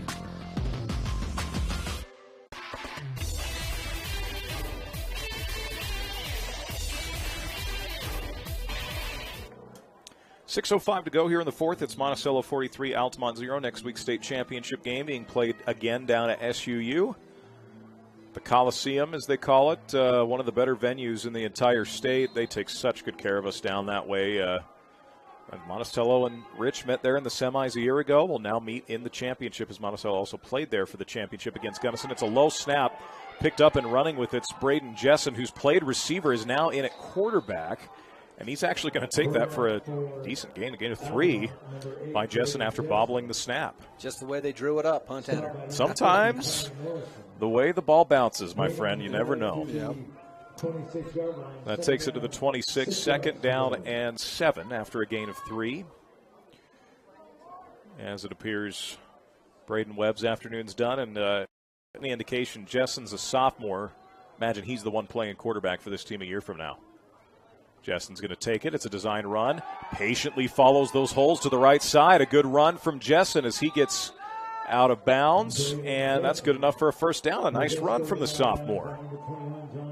Very patient running. When you got big linemen like that, yeah, and a good block from the running back there with Thatcher Rust, very patient running from the sophomore single collar.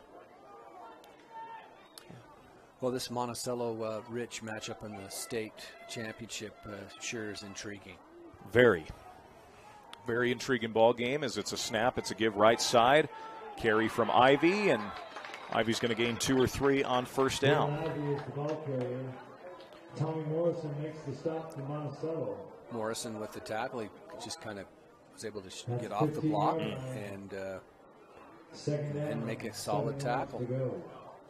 You got second down and 7. 4:36 to go.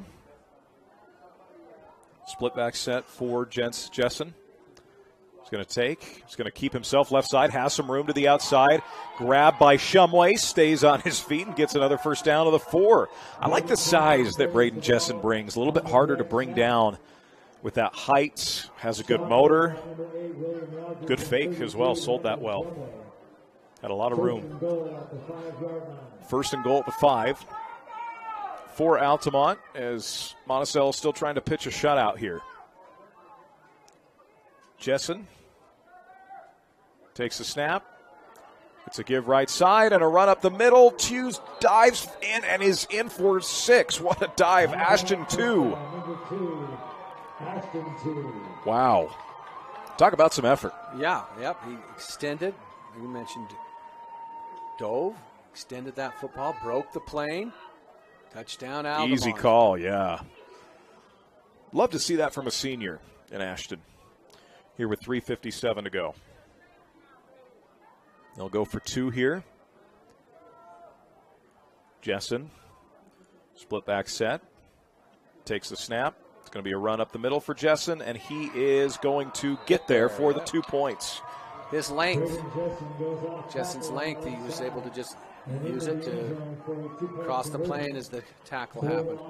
So 3:57 to go. Altamont's on the board. It's Monticello 43, Altamont 8 on TeamHive.live with V6 Media, KSL Sports.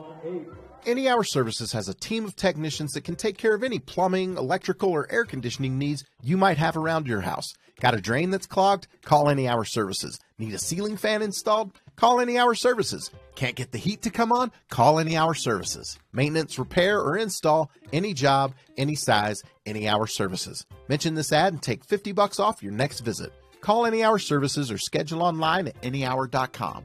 No one helps more homeowners than Any Hour Services.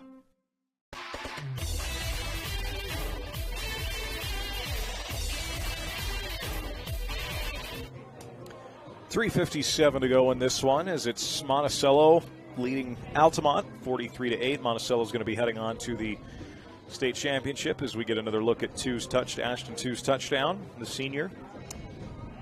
And then the 2-point conversion here from Braden Jessen. Big shout out to, we got a great crew across the board here with TeamHive.live. Barrett Hilton, our producer for this afternoon's game. We've had Adam Coombs along with Joe Williams.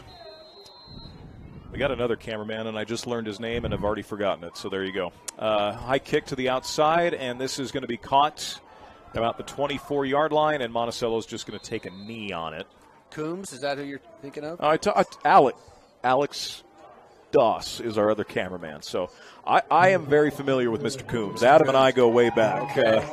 And I have mispronounced Coombs a number of times. I've got it down. Adam doesn't have to worry about that anymore. But, no, big thanks to have Alex with us here tonight, or this afternoon, rather. Now, Am I going out on a limb, or can we expect a championship game between Monticello and Rich to be very similar to that semifinal game that you and I did last year? My friend, I would not be surprised in the slightest that we see a very similar style game. Yep. And what it came down to last year, turnovers. Turnovers. Yep. Rich has the ball. What was leading. it, a 4 or 5 point lead, fumbled in their own area, deep in their territory, and Monticello made them pay. Man comes in motion. Kai's going to give it on a sweep to the outside. That's a run to the left side by Shumway, and that's a loss of 1. Clock continues to wind. Well, one thing about it, both of these communities will show up, and both of these teams they'll play to the final whistle. It ought to be a great championship game. Almost as from two far ends of the eastern side of the state as you could possibly get. Old Randolph and Monticello. Two great places to visit, Bear Lake and Arches. A good run by Shumway to the right side. He's got some wheels as he turns right to the 35, pushed out of bounds at about the first down marker, and it's right at the marker at the 38. He gets the first down and moves the sticks. It's just interesting that every skill player that's wearing black and orange has a little scoot to their boogie. Yeah, I tell you, they are dangerous when they get to that outside edge. So another first down will end the game, officially end the game, as Kais comes back out to the huddle. 15 on the play clock, 2:25 on the game clock here. Play clock now down to 8. Split back set for Kais. As he's going to take the snap, it's going to be a design quarterback run to his left, and he gets wrapped up and brought down. A good tackle that time, number 52 for Altamont, Case Sorensen with the tackle. Case just a sophomore. That's a 6'3" sophomore, Brett. That kid is going to make some quarterback's life miserable in the future. The physical stature of this Altamont team is very impressive, and bodes well for them to be back here again next year. And this would, even though this will be a little bitter pill to swallow and digest, there will be benefits down the road. You learn from these, you get better from these. Yep. And if and I expect Altamont to be back here next year, you'll see a different Altamont team. We got second down and long. It's going to be a throw over the middle. This one's caught, and the first down means they can kneel it out. Skylar Peterson, the junior, with the reception. Hey, I tell you what, this left-handed JV quarterback, Jackson Kais, he gets his feet set, and that ball jumps off his hand. He's got some arm talent. That was accurate, and pretty much puts the game in the refrigerator. So let's talk a little bit more about this game next week in Cedar City. Wow, I find it fascinating. Absolutely. I really do. We've got our first championship matchup set for next weekend, next Saturday, as I'll have to take one more knee here. Once it gets under 40, you can snap it, and the game will be over. Both teams are very well coached. Both teams execute at a high level. But to me, they remind me very much of the two teams last year. And it's going to come down to which team makes the fewest mistakes. But I really liked and enjoyed watching both of those teams. They are truly worthy of a championship opportunity. And I think that don't be surprised if the 8-player championship is, again, the best championship game in the state. Certainly was last year. Final knees taken. That's going to do it. Monticello wins it 43-8 over Altamont. They will advance to their second straight 8-player championship game. Looking to bring home the hardware this time. We'll just keep it here, Rhett, to wrap this up. Final score the first time they played Rich, 15-6 for Rich was the final. So it was that score. Neither of the two teams that we saw this morning and early afternoon, that score will not hold up. I would be absolutely shocked. Both offenses for both teams are just operating it at such a high level. And that was very early in the season. Third game, I believe, for both teams. So it was definitely And we saw that, you mentioned it earlier in the broadcast, Rich wins in the regular season last year. Monticello returned the favor when it mattered most in the playoffs. So will we see something similar to that going forward? You just wonder if, in a critical moment, if J.D. McDonald's going to extend a play and make a play late. Those types of things run through your head in two evenly matched teams. But I was very impressed with the Rich Rebels. And I was equally impressed with this Monticello Buckaroo team. Congratulations to their coaching staff. And that really ought to be a lot of fun. I believe that's a Saturday 10 o'clock kick, November 11th at SUU. Yeah, that'll be the first game of the day next Saturday. We've got multiple games to bring you here. In just a bit, we'll have Beaver along with Kanab in a good – rivalry games are fun, but a rivalry game in the playoffs, I tell you, that's a whole different ball game. And then you've got Enterprise and Duchesne later tonight. That's going to be a dandy. And we've got some great games tomorrow. Summit Academy San Juan starts us off. That Leighton Christian South Summit game, both of those teams are kind of peaking at the right time. Yes. Do they pose a threat to San Juan? Not to overlook Summit Academy, but that San Juan team is just so well coached. Barkley Christensen, who was the senior quarterback at San Juan my senior year at Manti. We end up meeting in the state championship game. I know he's a good friend of your nephew Austin's. He's just running a juggernaut down there at San Juan. That's a prime example of a young quarterback that did a great thing at his alma mater and is now just keeping the old train rolling down the tracks. Then in 3A, the rematch between Richfield and Canyon View. That's been a big rivalry over the years. Richfield, I did that game. It was 28-14. That was not indicative of how Richfield dominated that game, especially defensively. Richfield's defense is so good they turned it over 4 times in that game and win by 2 scores. So not their best offensive showing, and yet they just came to play. So. Well, I have a soft spot for Richfield's quarterback, Reggie Hafen. I played and coached with his grandpa at Kanab High School, Arlen Hafen, and a man that I respect and love. And I was classmates with his dad.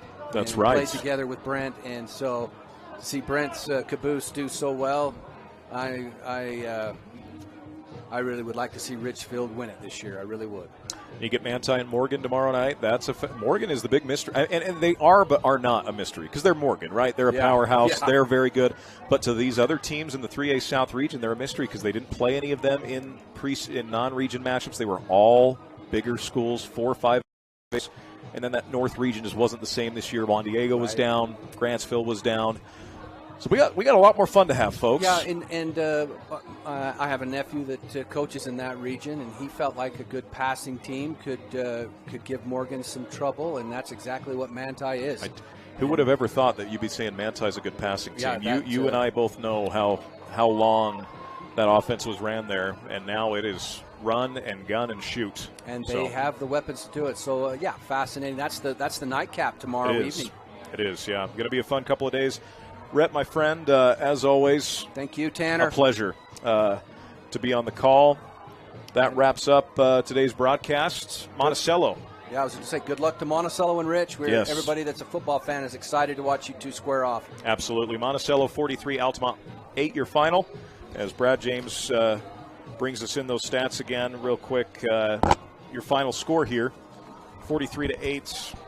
Second half, we'll get the second half scores in real quick. Jay McDonald did have the 1-yard run in the third, and then in the fourth, Ashton 2 did get that 5-yard score for Altamont to cap that off. So for Rhett Jackson and all our great crew here at Zions Bank Stadium, my name is Tanner Wilkinson. You've been watching and listening to high school football on TeamHive.live, V6 Media, and KSL Sports. Beaver and Kanab, the rivalry resumes next in the 1A semifinals.